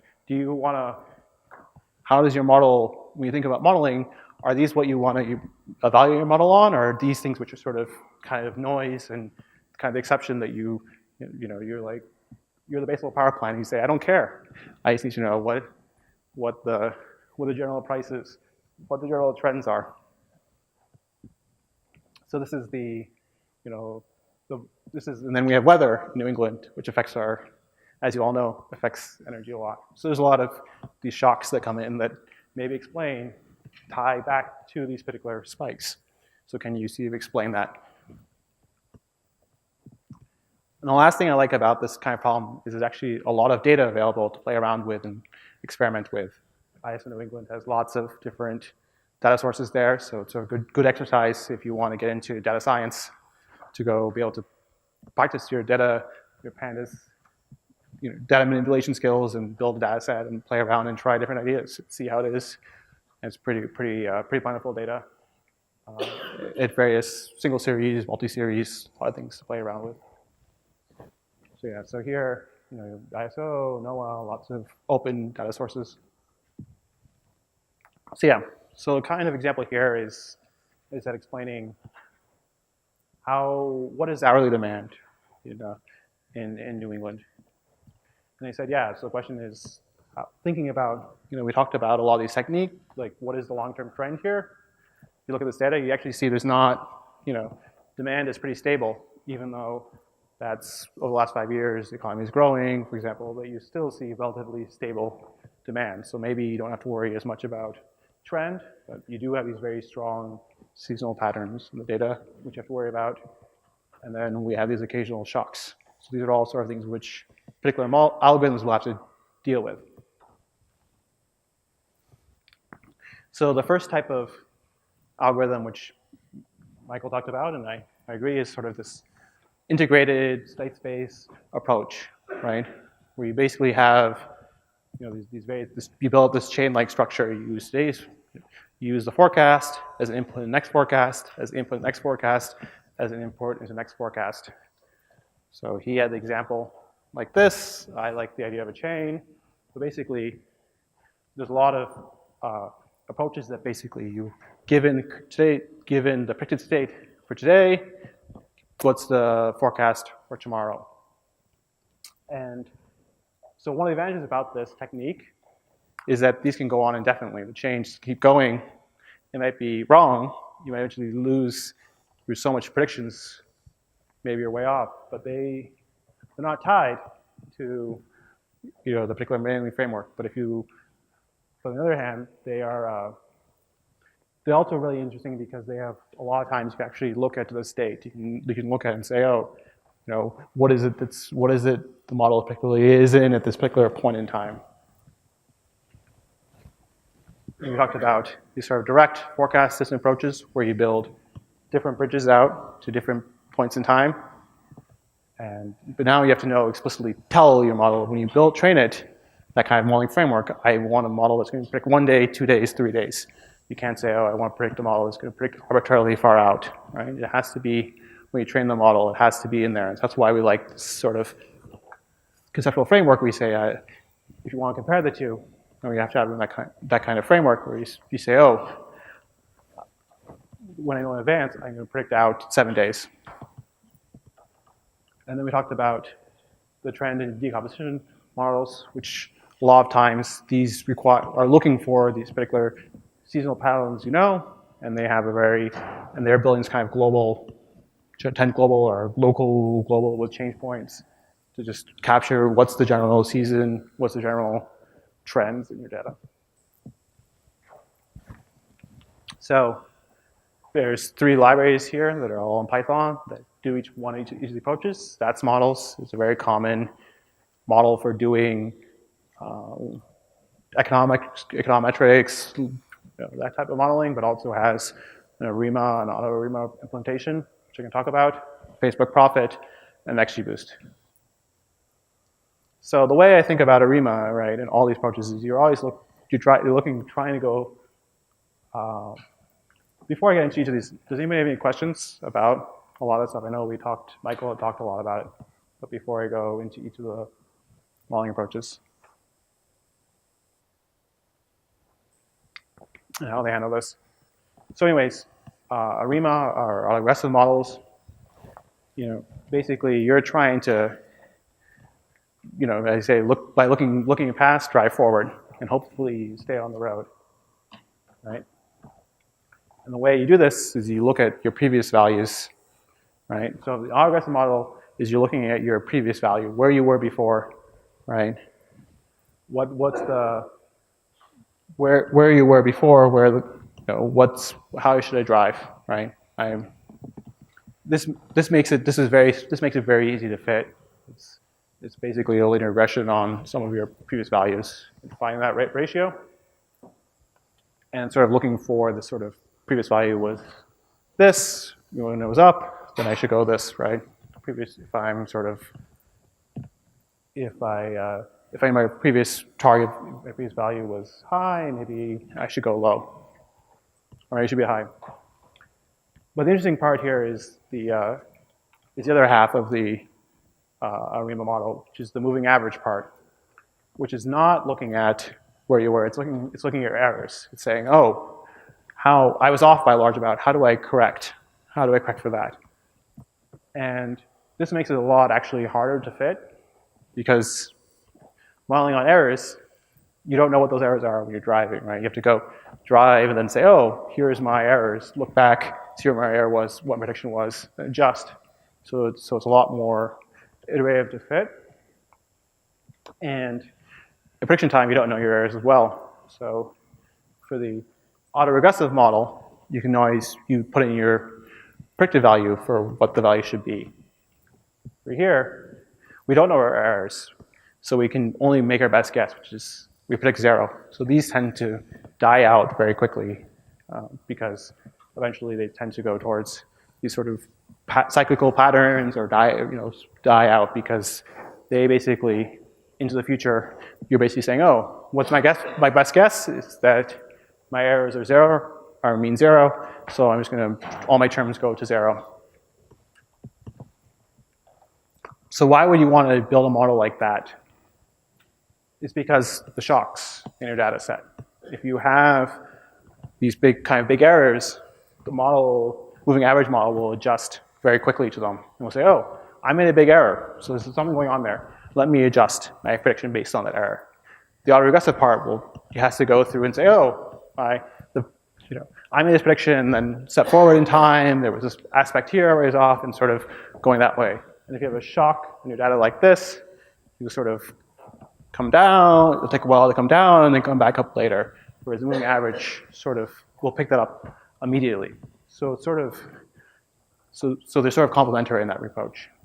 And that's why people build these ARMA models, which are very simple models in terms of parameters and sort of understand, but they are able to handle both. You're able to learn what are basically recent values, but then if you actually make a mistake, it doesn't throw you off for long periods of time. They're able to recover. And these we'll see, if you ever use these, you'll see there's P and Q, which are the how many terms to have, what order back, how far back in how much lag you're looking for, the autoregressive part, or the moving average part. So the last thing you can do is, quite often, as Michael talked about, you can transform. That's what makes it an ARIMA model. You do the differencing, this target transform, to model in differences rather than the original one. And the order of how far back you want to go, so how many times you do differencing is what the D here is, so it's not a D2 model means it's not that you're differencing with the value 2 years ago, it's that you've done differencing twice. You difference, and then you difference again, and difference again. And the idea is that you find some level of differencing that will make your data stationary, so that the regular autoregressive and moving average parts can model it well. So that's sort of a rough summary of what an ARMA or ARIMA model is. So the next part I'm going to talk about is how I would pick what these PD and Q are a model in it, but are there any questions?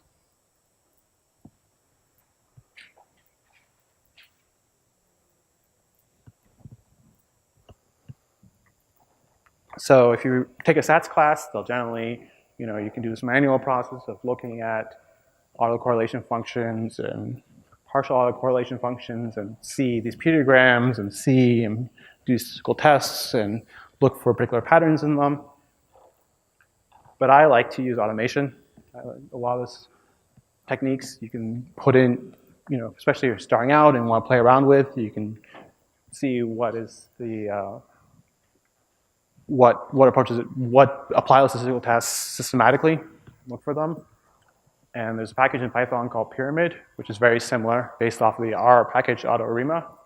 And so that will look for that. So you can see, you can do, if you want to do it, probably a lot of techniques, especially if it's complicated problems, doing them manually and figuring out, putting it in there is good. But for a rough and dirty approach to start off with, you can just have some of those statistical techniques to look and apply them.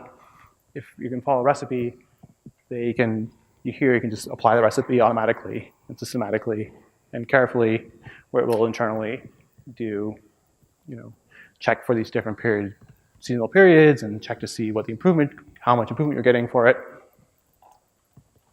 And so if you train on this data set, so this is basically how you would train the model. Very, very simple to start off with. Just import from Pyramid, you import AutoArima, and then you can tell it what to search over, and then it'll do a search, build a bunch of models, and then sort of tell you what the coefficients and standard errors are. And as you see here, it builds up a very 614 model, so a very complicated model here. And so I'll talk about why some of that is and what some of the issues, why I might be doing that. I said you want to do it on model assessment, predict on out-sample data, and I was going to talk mostly about qualitative measures because trying to build intuition here. There's some metrics there, especially if you haven't done time series before. MAPE and MACE are good metrics because they sort of help account for the problem is if you have something like mean squared error and you have big peaks in your data, it sort of weights them based on where you are in your seasonal cycle, for example. If you have going up and down during the course of the day, it might be now your errors sort of grow with that. Whereas if you scale it to particularly where you are, then you sort of are more even across learning from all parts of your data, which is probably important if you have stationary data. So these are good techniques to know, particularly for time series where you have these big variations in the course of a year or course of a day.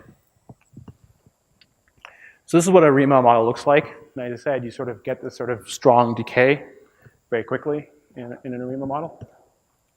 So if you look at so that's sort of sort of, first of all, it's not going to carry out for long term. So if you wanted to do a long-term forecast, you probably would need a different approach. But also you still see these if you look at the dependencies in the model, you still have the long-term dependence in here. That's why you're seeing it probably building out, going back and further in time, because we haven't accounted for the seasonal aspects. So you see these sort of, so a lot of times you'd like that these would actually just go to zero, relatively quickly and stop.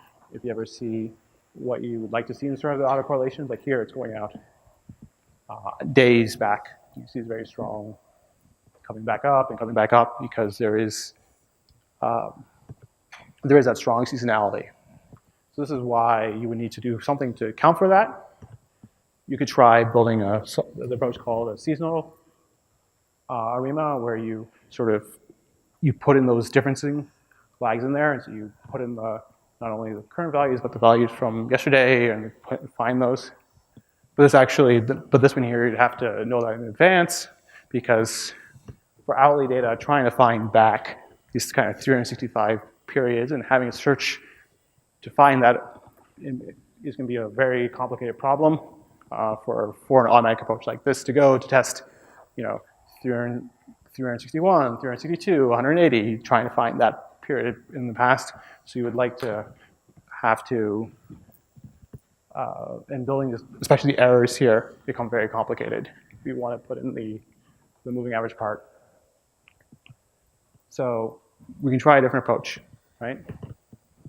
But exponential smoothing, in case you've heard about it, is a lot of them are very similar to ARIMA-based approaches. So for example, Winter's particular type of this, they're very, some of them are exactly ARIMA, some of them are not, but it's a similar conceptual idea. So the idea is basically building on your previous values with some weighting. And there's a whole bunch of things to handle seasonality and trend here, and this entire area here. They can go in here, so if you're curious about this, there's a lot of good resources on how you pick out whether you have an additive model with a seasonal trend, and here's the model you pick, and you can put in your seasonal trend, and you put in your, start putting those right lags, and sort of go that way. Be an next step there. So that's sort of a rough overview of ARIMA as an approach. Any questions on ARIMA? Yes? I think my question is like, because this is a very, the same with the traditional like regression analysis of time series, right? Right. If when we're moving from regressional analysis towards machine learning models, how do you see the maturing of the data and the logic of picking the right model structure, all that stuff? What do you see change? So I mean, some of that I'll talk about when you start building, the XGBoost model at the end, and sort of how you would build it, how you could try to build a machine learning model there. I think, in general, I think a lot of the, I work in a lot of automation machine learning, so I tend to think that if a lot of nice approaches there, machine learning can kind of look for, if you want to sort of techniques that are if you especially have lots of data, a lot of times a lot of these approaches will be very good at finding things themselves quite often. So being able to capture a lot of things quickly is very important, rather than sort of spending years trying to hand tune create something. Being able to test build models quickly, different types of models quickly, and see. And that a lot of times, especially having frameworks that allow you to try that have different approaches about, for example, this question about, hey, if do I need to do differencing of these variables, like do I need to account for trend in my covariates, or can the algorithm handle it directly? And some of that depends on the algorithm. So a lot of that stuff, it might be nice to have a machine learning approach that kind of figures out how to handle some of this, and then you can go back and then look at using some of that to find, and then look at coming back to an approach like this, where you say, hey, I found my seasonal trends over here, right? Something like profit, and then come back to, now how can I use that to inform my model? So how can I combine them together is another area which I find quite interesting.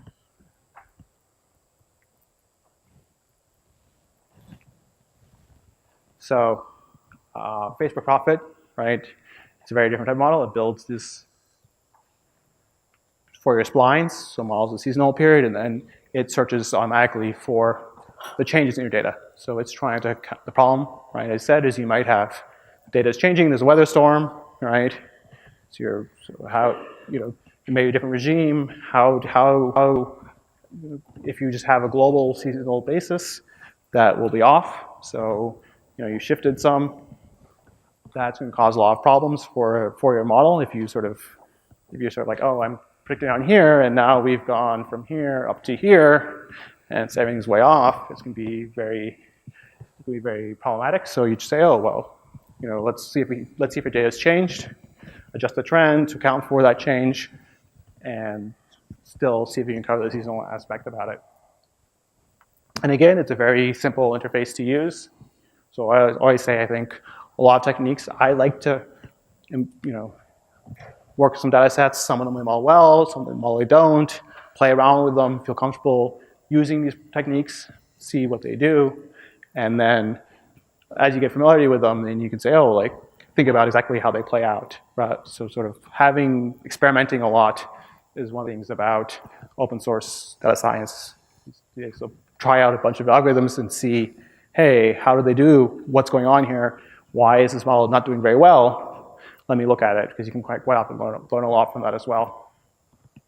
But I said, yeah, idea, you model it with sines and cosines that are these smooth variations over the course of a day or a week or a year. And then we see if things change and sort of build a model like that. That's kind of sort of decomposition model that sort of builds that decomposition explicitly that you see there. Yes? So what it's looking at is, what it's doing is, the question is, what is a change point? Basically, it's saying, it splits up the data into predicted intervals and says, how, if I look at the parameters of my model here, should they vary a lot here using it's using a Bayesian approach. So, which is this very natural kind of problem where you say, oh, at a particular point, it's a hierarchical model, right? You have and you sort of have this very, saying most of the time I should be the same, but maybe I can change. So it has this very high, it says, oh, I don't expect a lot of change points, but I will have that flexibility that my model can learn that I'm in a different regime by having sort of this Bayesian framework, which is where Bayesian techniques come in, are very common for this kind of hierarchy. And we see that in various places in machine learning, where we have a base model, but you want to have some control over it by another model. So you make the base model be controlled by Bayesian priors, and then you can build a Bayesian model on top of it. And that sort of allows you to do that. And that's what Facebook Profit is doing. So you take these parameters here and you put them into a Bayesian model effectively, and it's checking each particular point. So it breaks up the data set into, says, oh, here's candidates, and then evaluates them and says, oh, and tries to makes it very tough for it to change by having a very steep exponential penalty on it, having a Laplace prior. You're familiar with that. So another way you could do this is it does yearly and daily modeling. It expects very smooth, but for weekly modeling, it expects there's big shifts between, for example, Friday and Saturday. So it basically encodes them as seasonal dummies. So you can try both seasonality as these explicit approaches, or you can put them as, let me build a separate model for each day and see what happens. Like I said, we have this trend modeling to handle the fact that the data might be like linear growing, might be changing over time to kind of handle that. So you put all together, we have in 0 periods, plus trend, plus the modeling side, and then you have a model, a decomposition model. And so this looks very different. When you train on the same data set, exact same training data, you get a very different type of model, right? The Riemann model we saw just decayed really rapidly, right? It's an integrated model. It's building forward each step, prediction in the future, and eventually, like I said, the moving average terms are all 0, the autoregressive parts, so you have this sort of decay or oscillation behavior.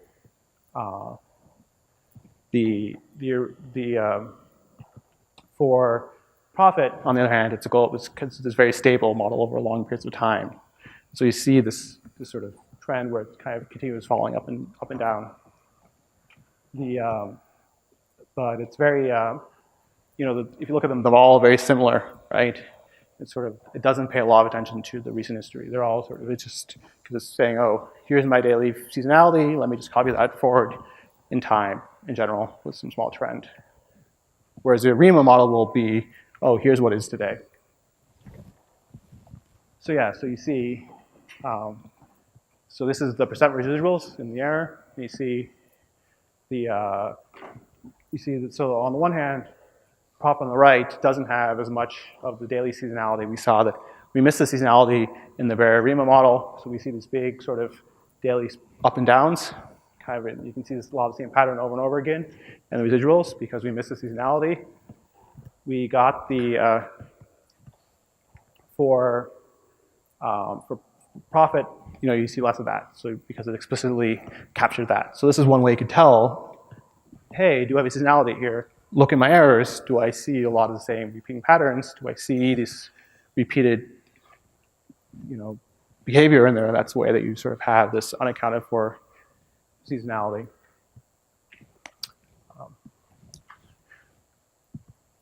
And I said, if you look at the short-term forecast, you see that they're actually sort of very, very different. So for one thing is that profit is sort of, it's building this trend and sort of trend models off a bit. So you see this kind of, it's off by a trend and sort of, it's trying to, and the second thing is it misses the, you see there, it sort of gets the here, but it's sort of, so they have very different kind of behavior here in the short-term window as well.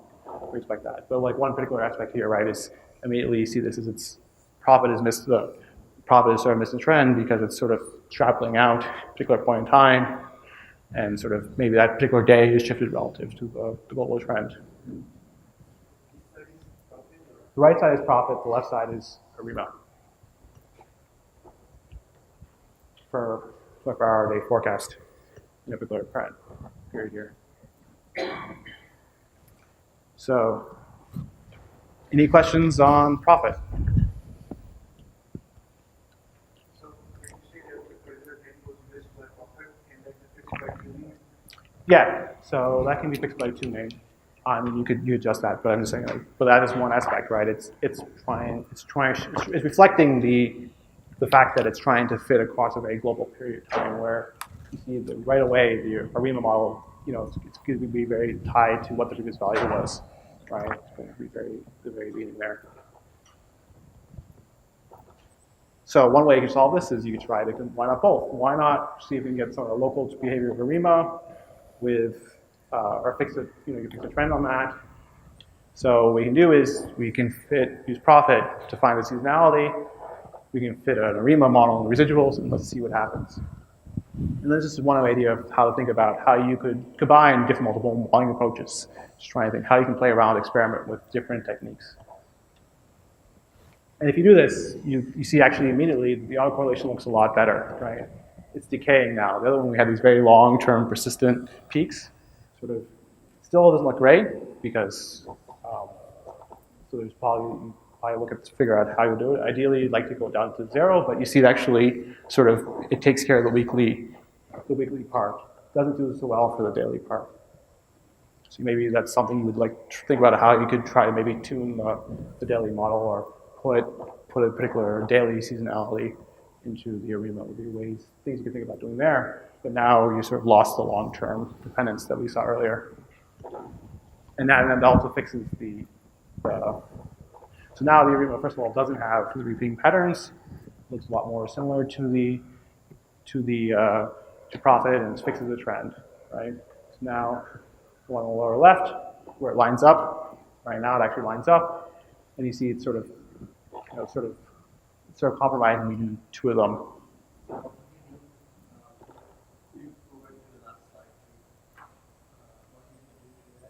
So all I did is on the training data, right?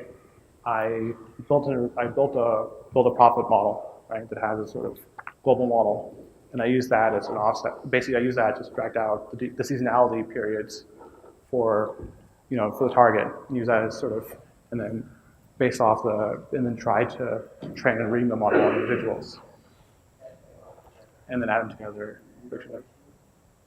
No, this is just a straight off. I mean, you could think about ways to. This definitely pays a lot more attention to the profit than the ARIMA because the seasonal periods are so strong. You see that somewhere here. You might think about ways you could try to adjust for that. In terms of scaling, would be one thing, to make them more natural. But it's sort of a way to immediately handle. It's one way. I thought it'd be kind of an easy way to very quickly handle some of the seasonality problems and see what happens.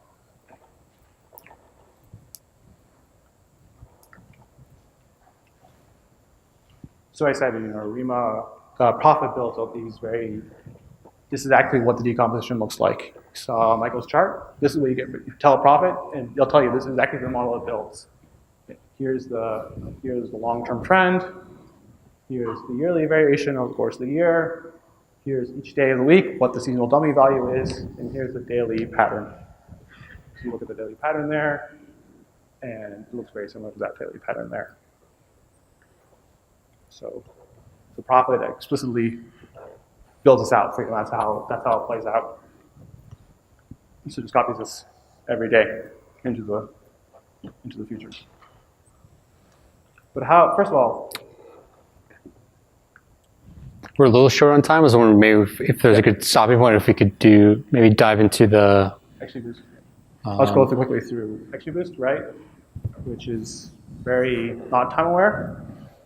So here's a way you could make XGBoost time aware, right? Which basically is Python code to do that shifting of the targets that Michael talked about. So this is actually Python code that if you run this exactly what I did to do those shifts in the targets and the covariates to train 24 XGBoost models in that loop there.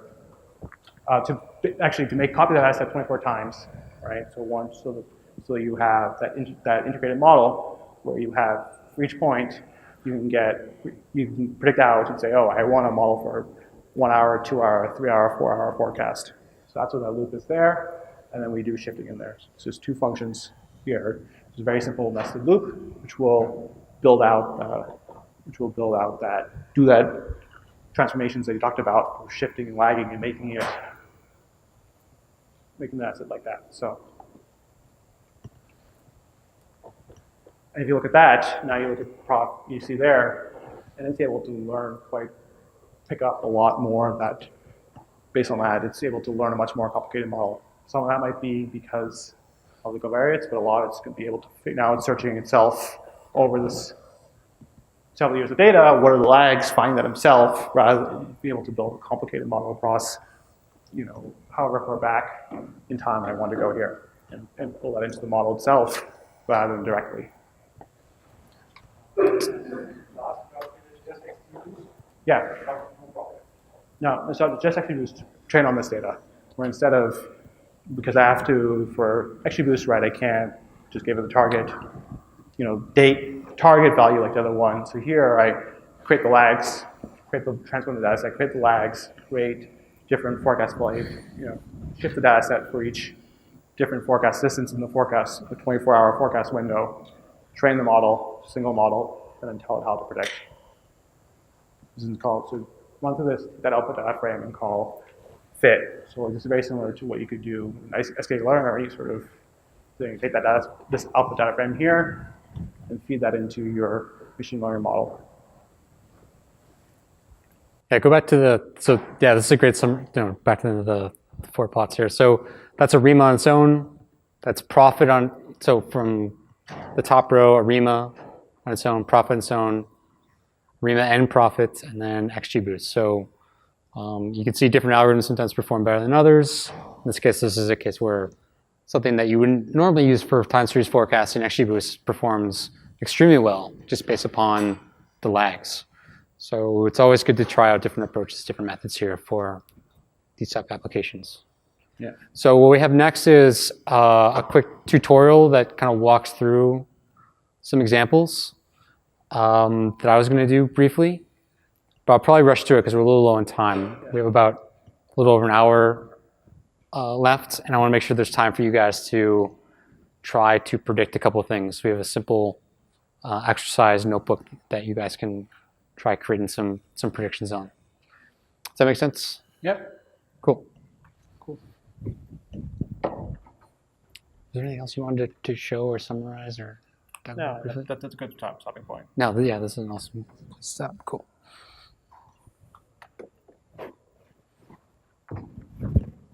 Perfect.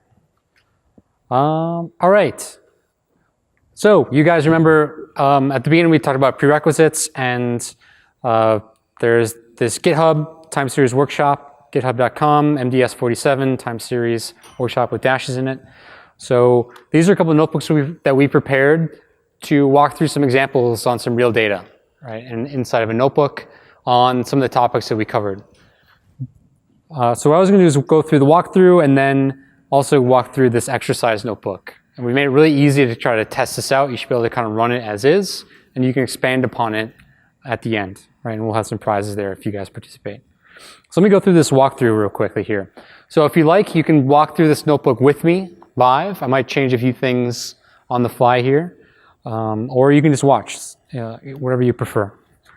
So what we're going to do first is, if I can, it's not in edit mode. What am I doing wrong here? Oops, I need to start a notebook here. All right, so what I've done here is I have a Jupyter notebook running, and I have the notebook here. So let's walk through this. So first of all, what I'm going to do is import some standard libraries. We have NumPy, Pandas, Matplotlib, some sklearn things here. So we're going to be using basically an elastic net model for most of the examples here. We may also use a gradient boosting regressor from sklearn, mean absolute error for error metrics, and then a couple of support things here. So nothing particularly exotic. So I'm just going to import those. And then I'm going to read in an example data set. So this is the air passengers data set, and it's reading from that subdirectory. So if you checked out the example here, you should be able to run this, and it should open this just fine. So we read it in using Pandas, read CSV. All we do is we told it what the date column was, and then we plotted it with Matplotlib here. So here you can see what the data looks like over time. You can see that it's roughly monthly data. So the average time step between time points is 31 days. And this is a pretty classical time series data set. So if you've ever taken a time series analysis class before, you've probably seen this one before. So this should be familiar. Next thing we're going to do here is actually just fit a model to it. So I have some logic here that helps fit a model. And this is actually just an example used for the exercise below. So I wasn't planning to go through this in much detail, but maybe I'll get just a quick overview of what's going on here. So when you guys do the exercise, what you're going to do is pass in and call this function. And this is all set up for you, so you don't need to mess around with it very much. But basically you pass in a vector of time values, a matrix of features, the target values you want to forecast, and the distance you want to predict them in advance. So you might say, predict this 7 rows in advance. Yeah, is there a question? Sorry. Yeah, let's see here. Better? How's that? All the way in the back? Good? No, thank you very much. Yeah, sorry, I'm going too fast here. I want to get through this so we have time to do some hands-on exercises as well. So, so all we do is load the data and then plot it. And all this is downloadable too, so if you have a hard time reading this, please download the notebook and play around with it. So that's what this function is doing. You basically pass in these required arguments, and what we're going to do for these is any values you give, this X matrix are the features. This could be window averages, lags, what have you. So we're going to shift them by however far we're going to forecast out. We're going to drop any nans. We're going to create a holdout set. We're going to center and scale all the inputs. And then we're going to fit a model, right? So in this case, by default, we're going to fit a elastic net model from sklearn using basically pretty default parameters. And then there's some logic to make some predictions, and ultimately we're going to return a test score, which is the maze error metric, which Mark talked about before, which is basically the mean absolute error of your model divided by the mean absolute error of a naive prediction, where all you did was use the most recent value to make your prediction. So it's like a scaled absolute error. And then optionally, if you pass in the plot option, it'll actually make a nice little plot, which I'll show you below. And then below that, there's some other helper functions that you don't necessarily need to know about. So let's actually go through and build a model for this particular data set. So again, I'm going to repeat loading in the data, the same data set, air passengers. I'm going to grab the time values and the target values. And then here's how I'm going to construct this feature matrix. So here I created a blank data frame using pandas. And then I'm going to insert new columns. So I'm going to insert a lag 0. So this is the current date as of today.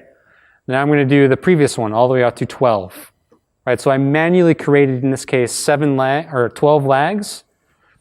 And I'm going to pass in now the time values, this new X, and the target values. And I'm going to say, hey, please plot this for me and predict out 12 months in advance.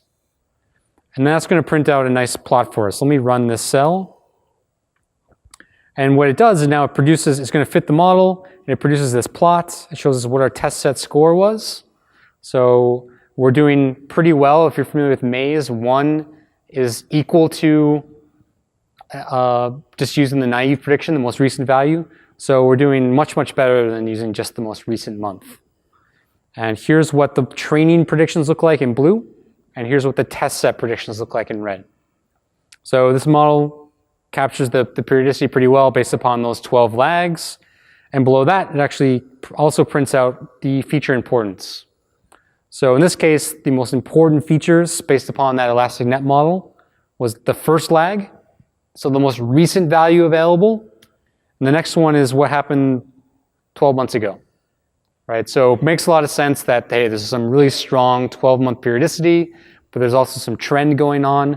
So I'd actually anticipate, hey, this lag of 0 is probably capturing that trend, and the lag of 12 is capturing that seasonality, right? What happened 12 months ago.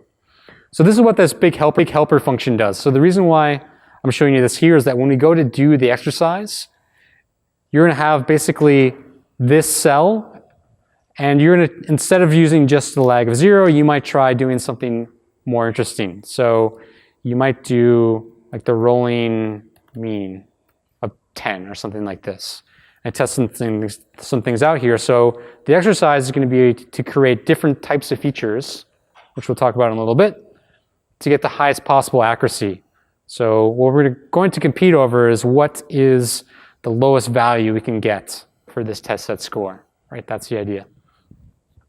So let's see, in the previous example, we used 12 lags, but how many lags do we really need? So let's test out using a bunch, right? So that's what this next exercise does. So if I hit go here, what we're going to do is actually sweep over, in this case, 0 to 20 lags, and then plot what the tested accuracy looks like. Yes? Oh yeah, so how are we calculating feature importance? So if we dive into the helper here, let's see. So we have this helper called feature importance, where you pass it a model. And in this case, it's assuming this is a linear model, so it's using the standardized coefficients as the feature impact score. So after we center and scale the input features, then the coefficient size is the impact score. So that's how this is working. So you can interpret these values as the absolute value of the coefficients in a linear model. There's other ways to do it too, but this is just one way of doing it. Yeah, was there another question?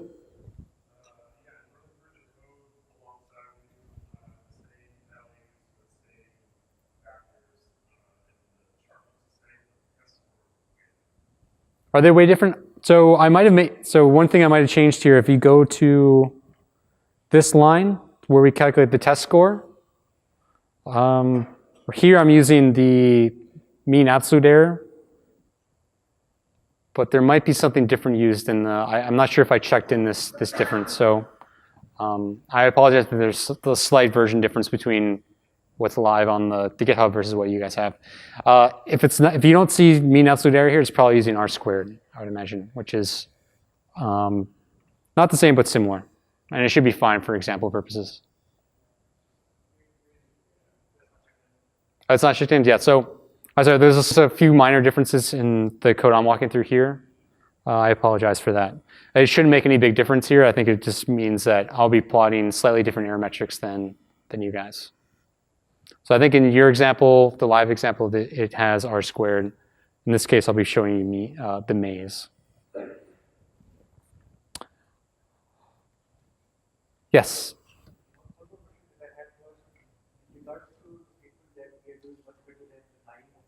Mm-hmm.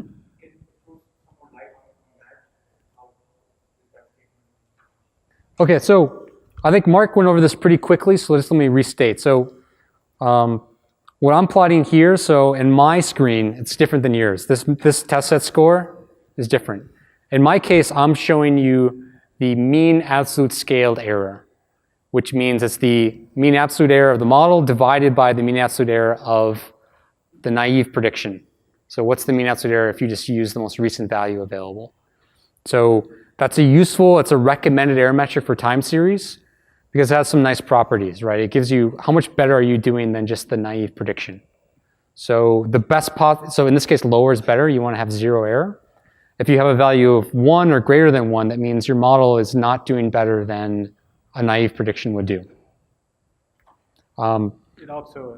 It's very nice because it has some properties. For example, it can work with data that goes close to 0, that goes negative, right, or close to 0. You can still work with it on like MAPE, the other metric I talked about, and it allows you to provides a benchmark reference. And I said it also, if you look at this data, it's going up, right, and down. So it's so that if you have something which is if you miss, it's trying to equalize across the entire seasonal period, right?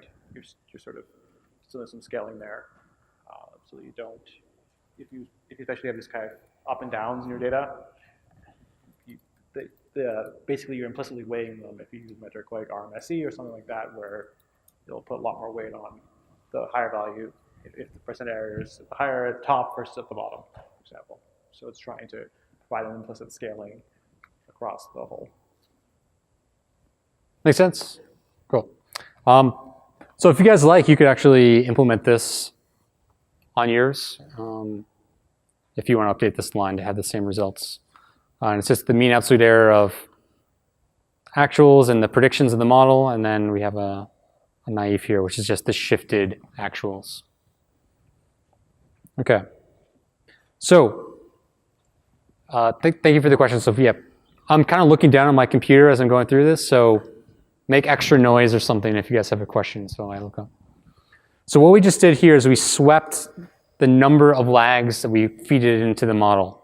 So here we dynamically created this data frame where we filled in up from 0 to 20 lags. So we have basically a new data frame that has all these different lags in it, and then we fit a model each time, and then we recorded what the test set score was for that number of lags. So when you do that, here I'm actually plotting the test set score as a function of the number of lags provided.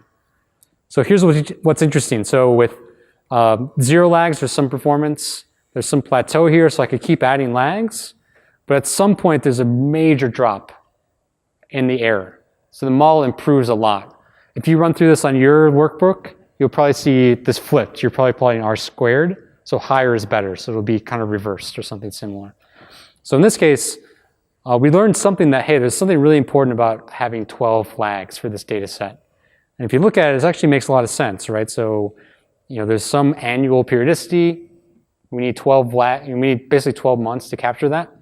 And this lag 12 was the most impactful feature. So this is basically telling us the same thing. We need at least a year's worth of lags in order to capture this type of relationship. All right, so what other features could we create? Yeah, go ahead.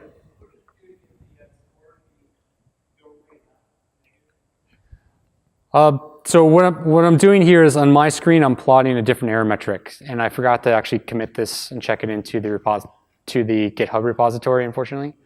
So yours is going to be plotting R squared, whereas mine will be plotting the maze error metric. So yeah, I apologize for that again. So you should see something very similar, but probably flipped. Is that the case? If you want to flip it, you could do like 1 minus R squared. And then, so that would flip it so that lower is better. Yep.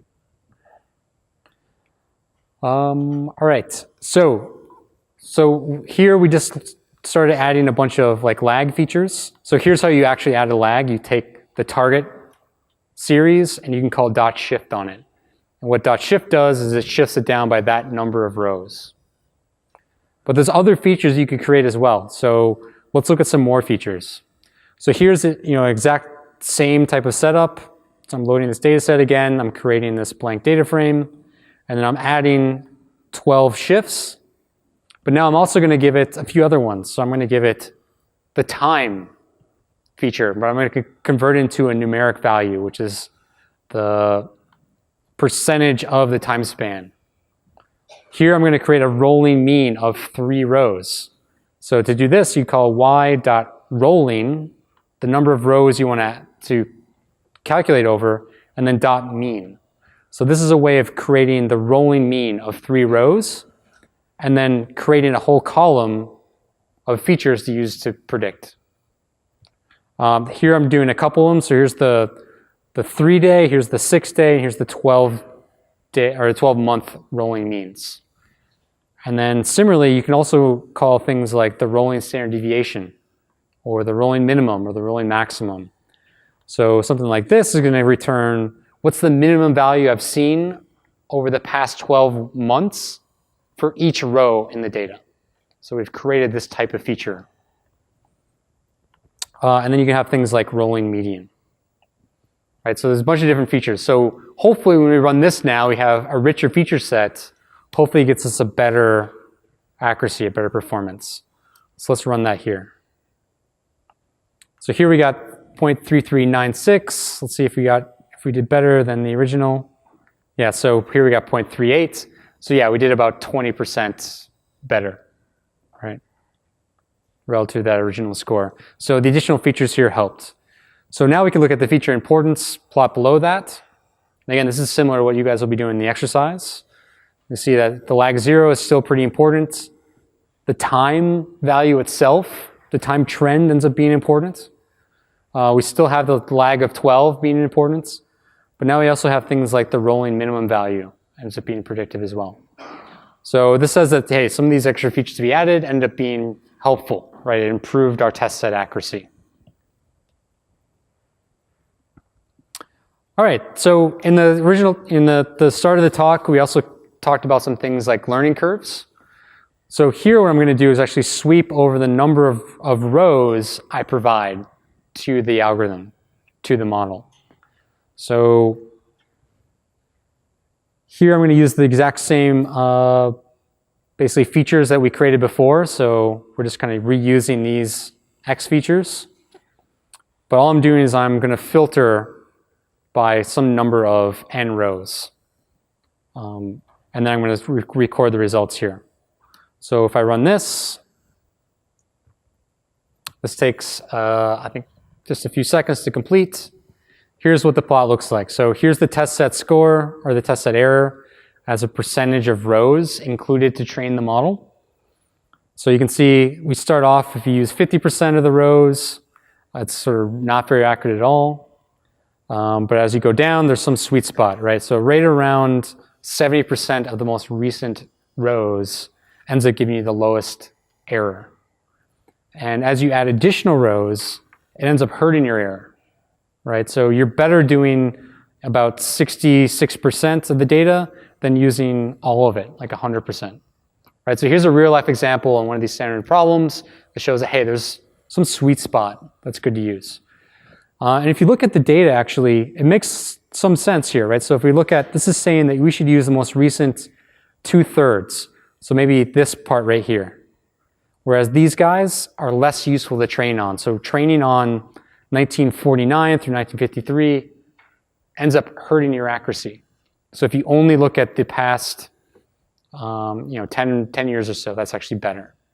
Right, so here's a real life example of that.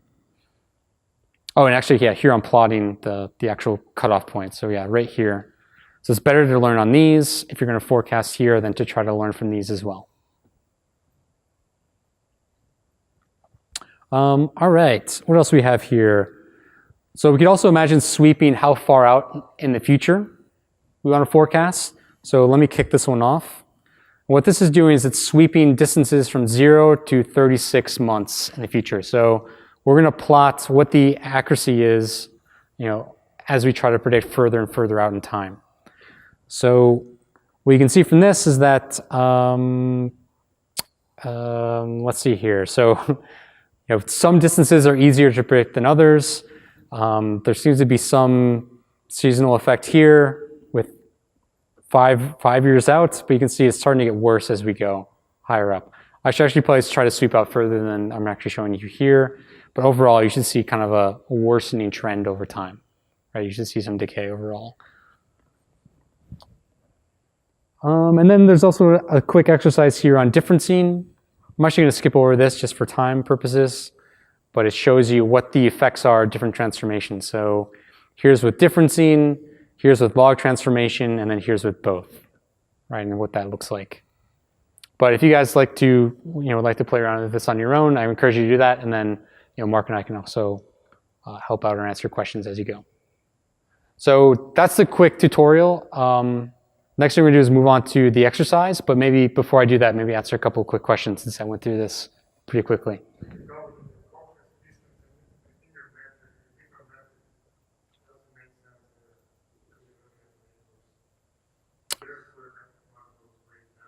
Does the R squared look more interpretable? Yeah, okay, so R squared, you probably might have a different result here. That makes more sense. Yeah, go ahead.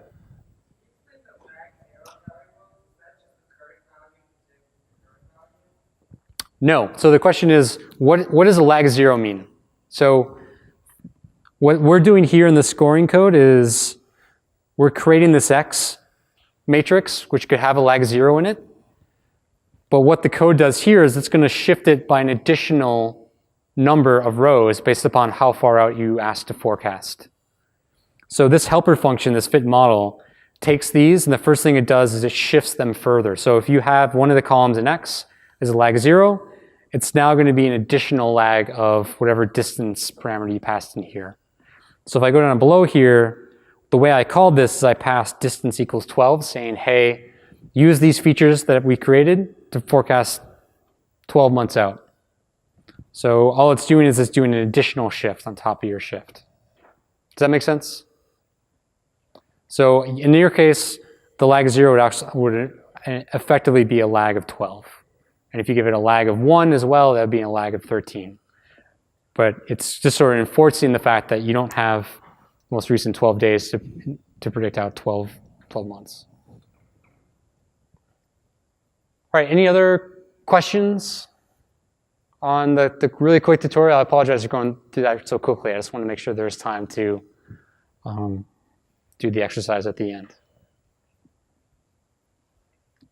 All right, great. So if you get a chance to play with it offline, please, any have questions, please reach out to Mark and I. All right, so here's the part we like to have you guys get involved, if possible. And this could be actually quite simple. So let me actually open up the exercise here. So if you go to the exercise notebook, it's exercise, named exercise. Here we can actually go through a quick example here.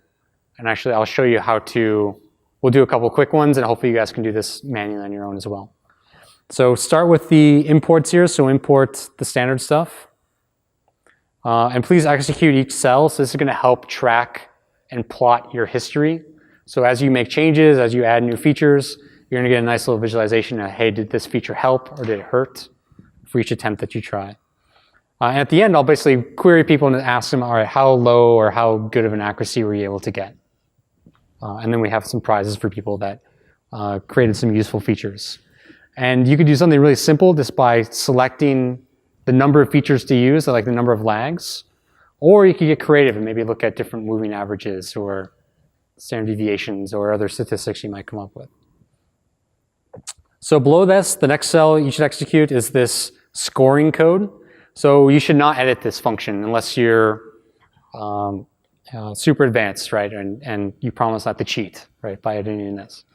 So just execute this cell. This will create this function that you can then call from the cell below, which is this fit model. And the idea is you pass it in timestamps, you pass it in this pandas data frame of features, the target values, and then the distance that you want to forecast out. And this will return a score and actually show you what the result and print the results for you, unless you tell it not to. So there's some advanced functions in here. If you want to really dig into it, there's the ability to do that. So in the cell below, this actually describes the data set that we're going to try to predict. And you can read some more information about this, and it gives you some examples on how to create features. So here you would create a rolling minimum, or a rolling mean, or a rolling max. Here's how you would create some lags. Here's how you create some other rolling statistics as well. And there's some other advanced functionality that you could do here. And then it summarizes instructions on how to score your features on this data set. But here's a skeleton cell that you can now execute and expand upon. So I can actually run this, and it's actually going to print a score for me. So what this code does is it reads the Turkish demand electricity data set. It grabs the date column. It creates a blank feature column. It grabs the target column, and then some other helpful columns here you might use. So the part that you would edit would be just this part below. And all you need to do is add some new features to the variable x, this data frame x. So in the simple example here, it's only adding one lag feature, so a lag of 0.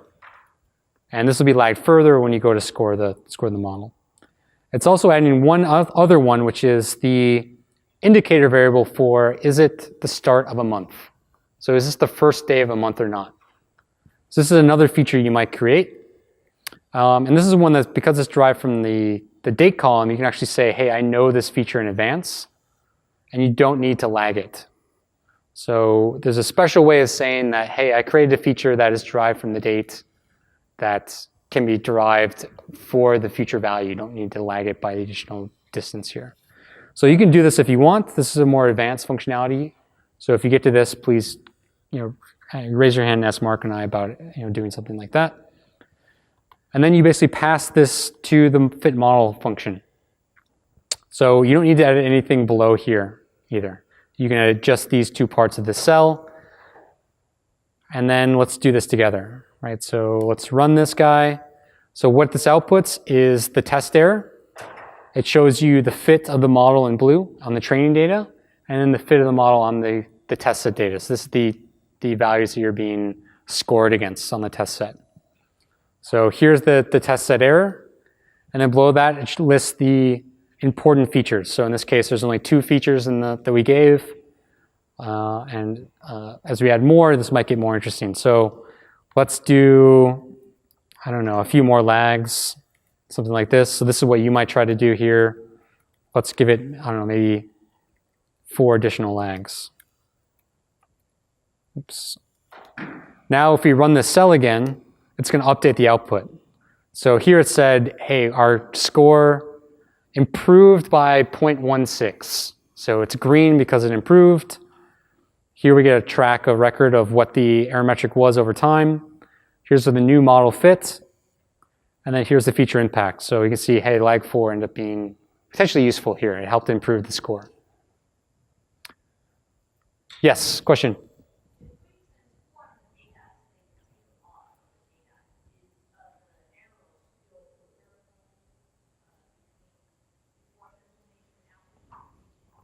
Good question. So the question is, if I transform the data, so in particular the target, will my error metrics still be relevant? So in this case, we're not set up to do that, no.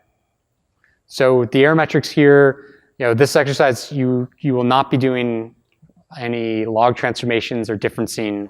You'll just be creating features for the setup here. So just to keep it simple, we decided not to do that. I mean, you could in principle, if you were doing this yourself, think about undoing transformation so that they're on the same scale, and undo the log transformation on the predictions, so the predictions are back on the original scale, and then you could compare them if you were to do it yourself, but that's not in the scoring code here. I actually think we do have you can say to use a log transformation, so there's an advanced parameter here if you want to pass this equals to true. You can see if that helps or hurts. Yeah. So that might be something you try. But we're not supporting any differencing in this one. So arbitrary or power transformation, or the arbitrary transformation, which we'd have to undo and recover the original predictions, and then you could compare. Yeah, if you're super advanced, you could probably edit this, even though it says do not edit, and probably implement some differencing strategy and undoing that here. But we don't recommend doing that yet. So. Okay, I feel like I rushed through that quite a bit. Are there any other questions on the sort of feature creation here? So part of this is, there's some syntax here that's used by pandas for creating lags like shifts, and also things like rolling averages and things like that. So there's some reference material here. So this link links you to the documentation on window functions. So the instructions here. There's examples of how to create shifts, and then there's rolling statistics created by that you can create from pandas. So here you can see a reference of the different types of statistics you can calculate. So there's rolling counts, there's rolling max, rolling median, mins. You do rolling kurtosis if you want, maybe that's predictive. There's all different types of functions that you could pass and calculate in some example reference material here. So I encourage you to do that as you create some features if you want to try to get higher accuracy. And then basically all you do is basically call rolling with some window size and then that particular statistic that you want to create. But there should be enough material or information here. Please read this carefully, the exercise instructions. Or dive right into it and start creating some features and then tracking what your performance does. All right, so what we're planning to do next is give you guys some time, probably at least 15 to 20 minutes. We'll check in, and then we're going to ask people for what their scores were. Right? And we'll use kind of the honor system. So please get this a shot. Try creating a few features. I know this, you might have some problems running the notebook. So if you run into any issues, Mark and I will be running around and trying to help you debug those and make sure that you're able to run the scoring code and create features. And if there's any questions on how to create certain features or something you want to try out, also please raise your hand and then Mark and I will come help you do that as well. All right, thank you very much. So we'll check back in about 15 minutes and then see if people need more time or what have you. Mark, are you going to give it a try? See what accuracy you can get.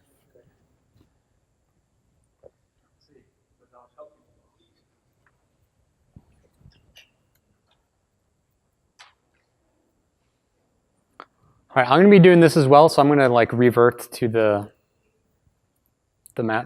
version you guys have, and then see what accuracy I can get as well.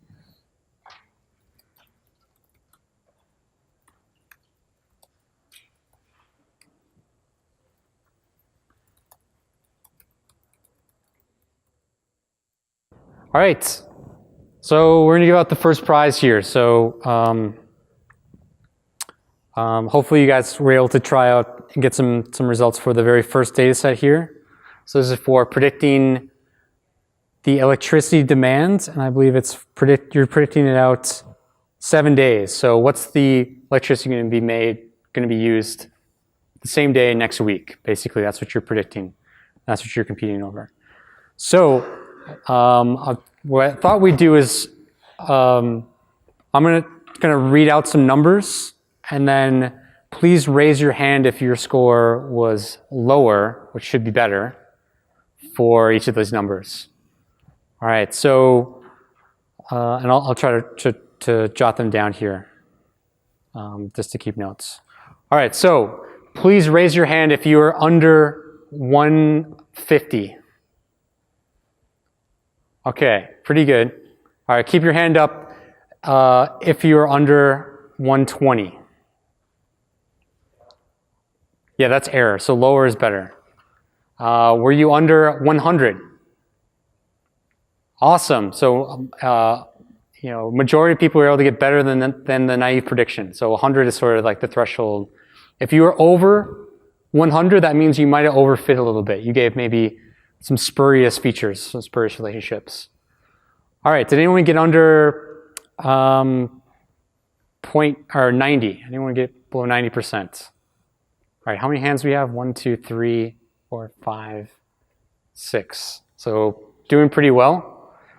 All right, anyone get below 85%? All right, so we're getting down. So people who have their hands up below 85, right? Do you mind giving me like your first name? What is it? And what percentage did you get?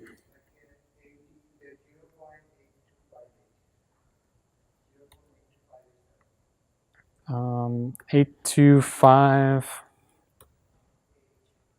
What is it?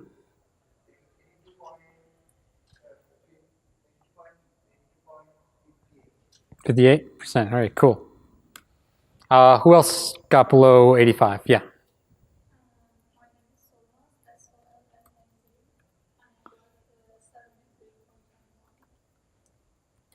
73 points, what? 21, wow, okay. I probably messed up your name. Hopefully it's not too far off. Oh, see at the end. Okay, people that still have their hands up, yeah, what did you get? Preston and 77 point.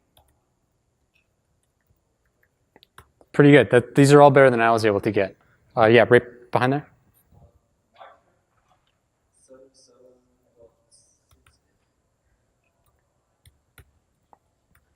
All right, pretty good.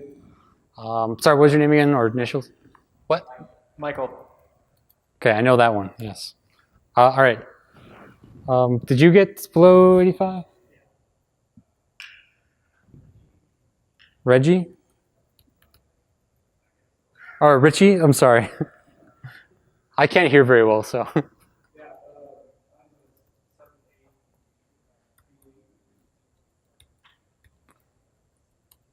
Okay, anyone? Keep your hand up if you're better than these, or you want to have your name up here. Scott, and you said what? All right, wow, that's pretty good. All right. Any other ones? Yeah, over there. Three more. All right. Good team.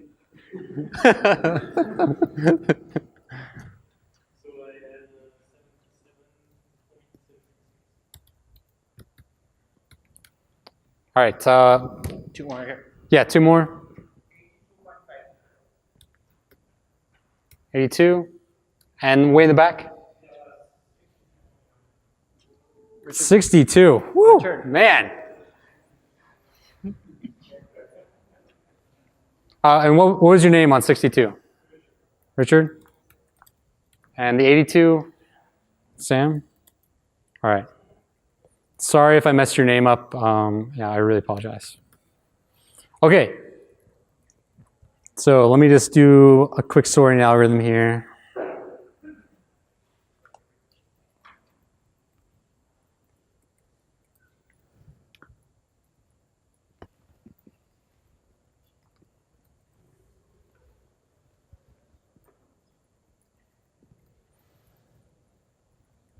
All right, so this is very impressive. I think my score was, I got 83.2, right? And I just added 365 lags. That's the way I was able to do it.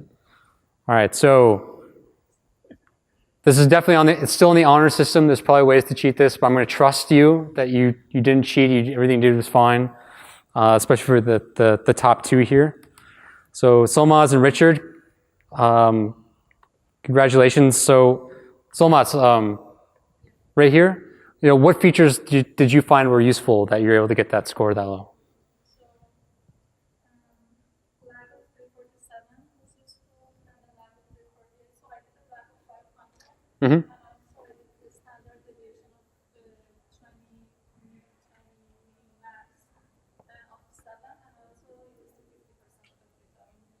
I did the iteration from 50 to document all of it, but I didn't get time to finish it. So. Interesting. So you used most recent data, you used a large number of lags, and then maybe selected a couple specific ones. Is that the idea? Yeah, very interesting. Yeah, well done. Richard, what features did you find were useful for log, doing a log? Mm-hmm.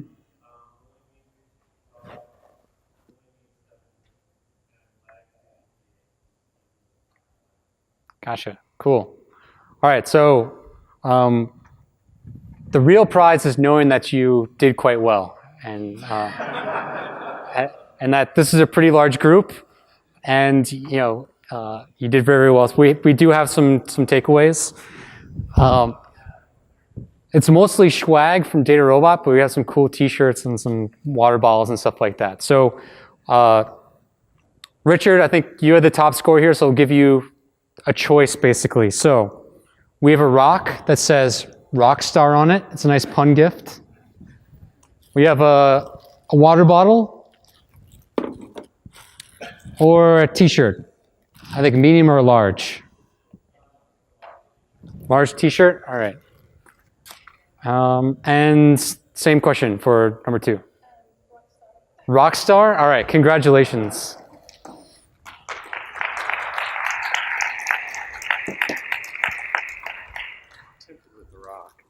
Oh yeah, okay. So take everything you learned and the tips and what you heard from these guys, how they did it. The people that won this time, they're sorry you're ineligible for winning the next one. But feel free to play along. So if you scroll down, there's another exercise. It's exactly the same, but this time we're going to predict Apple's stock price. So there's a data set up until very, very recently of basically IBM's stock, close price, Google's close price, Apple's close price, and Microsoft's close price. So you have daily close values for the stock market values of these 4 companies. And you can create features from other stocks to try to predict the Apple stock, basically, right? So exact same problem, exact same setup. You just have a new cell here. So please give this a shot. You can use some of the things that you learned to try to get higher and higher accuracy. So take another 15 minutes or so. Try out some other ideas if you had them. If you run out of ideas, there's some other suggested explorations down below at the very end of the exercise here. Things to read about, things to try, and give it a shot. Let me know how you guys do. Oh yeah, question for the group or just?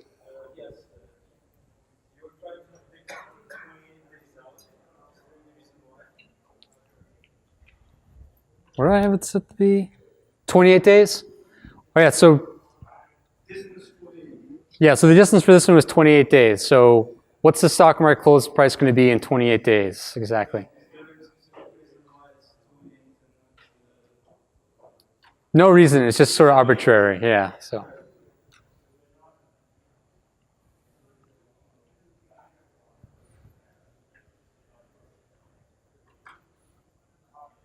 don't change the distance, because that would be a very easy way to cheat, so. We trust you.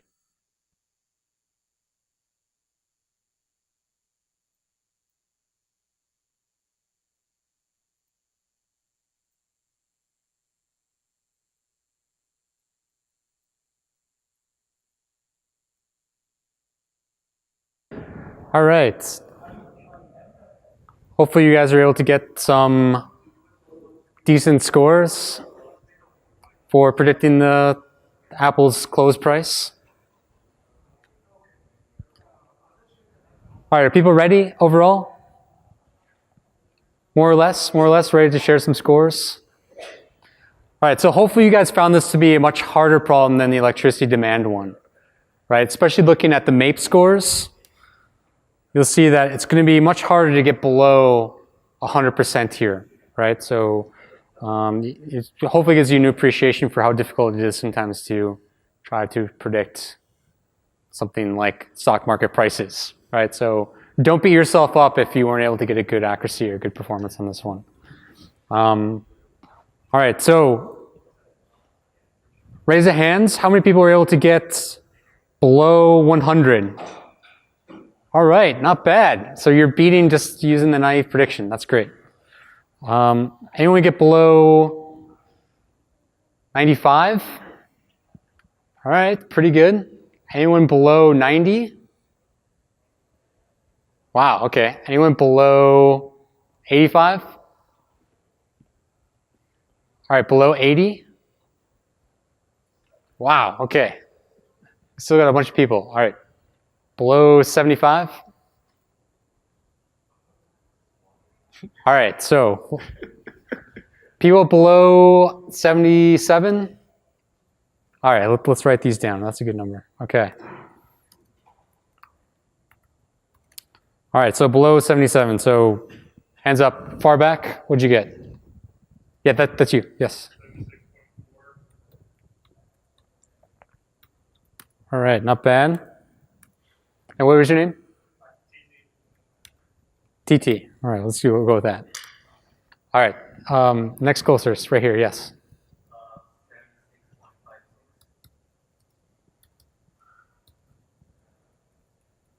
Just keep indenting for me. And what was your name or initials? EJ? Next. Who? There was one or more, right? Yes, what did you get?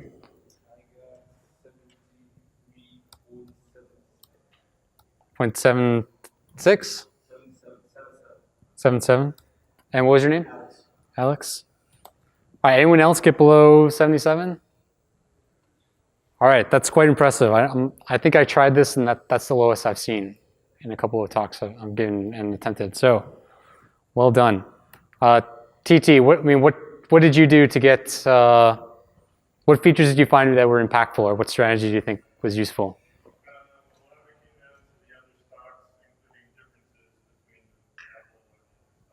Interesting. So looking at differences between stock prices. Interesting. What was that? No, I think you're using it as a feature in, right? Like what the difference was between the lag, like lag. What was the difference between Apple and Google stock yesterday? Interesting. BJ.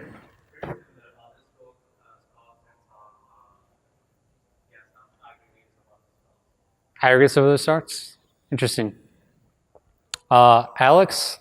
Somehow 365 day lag worked well, and I use only 365. I use Microsoft. Mm-hmm. Microsoft worked best, so Microsoft 365, and then certain lags, and then some brief variations of transformations on the data itself, because there's a trend. Oh, interesting. All right. So you did some more, focus more on the trends and things like that. All right. Don't go into too much detail. You might want to start a hedge fund after this and get going. So. All right. Excellent work, you guys. So a couple more prizes. I guess in addition to what we showed before, we also have this fancy little bag to carry more swag in that I'm sure you'll win for the rest of the conference. There's a water bottle, t-shirts, and I guess we also have a notebook if you need a notebook for notes or things like this. So, Yes. we do. All right, great. All right, so it looks like TT, you are next up. Water bottle. Hopefully. And BJ, what? Which what? The notebook? Awesome, cool.